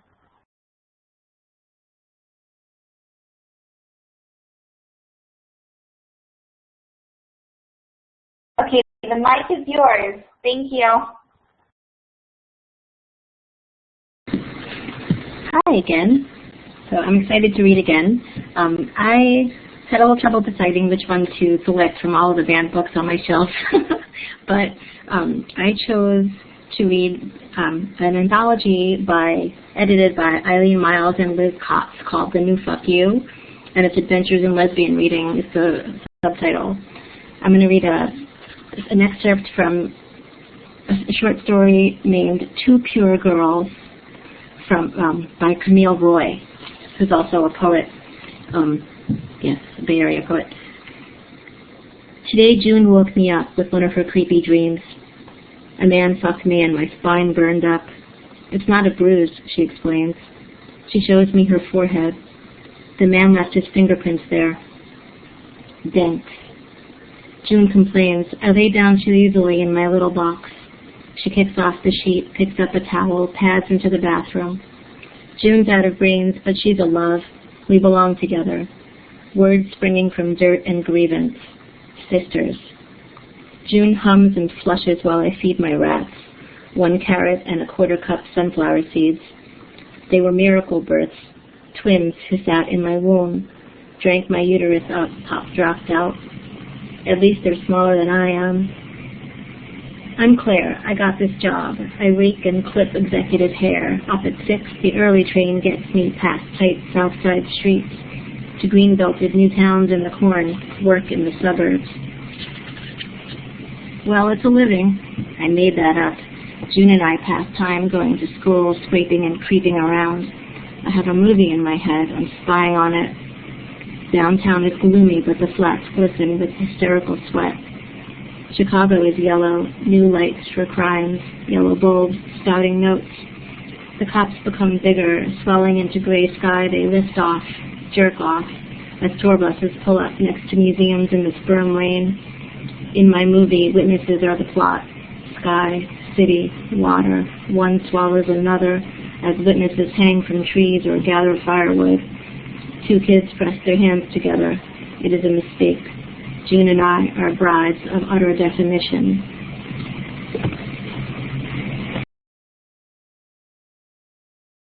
You can go on and read more if you'd like, but maybe that's a good place to stop.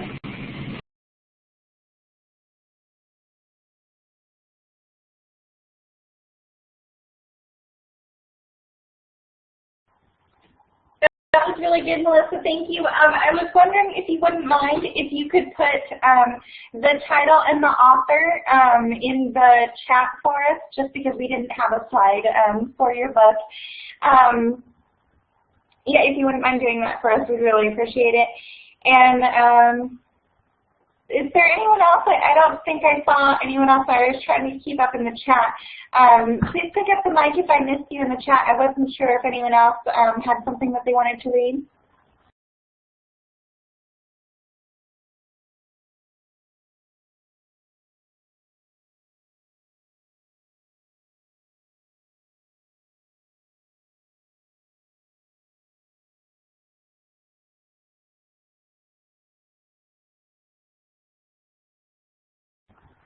Okay, I'm assuming I didn't miss someone else who had something that they wanted to read. I guess we'll just go ahead and bring this to a close. I don't believe SLIS Connect has any upcoming events that are set in stone.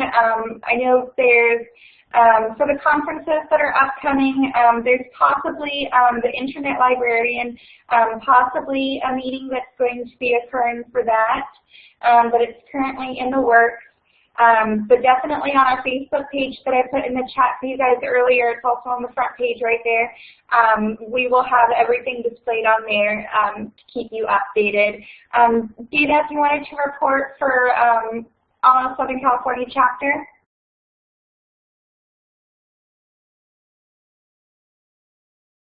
I'm sorry, was that directed to me? I wasn't listening.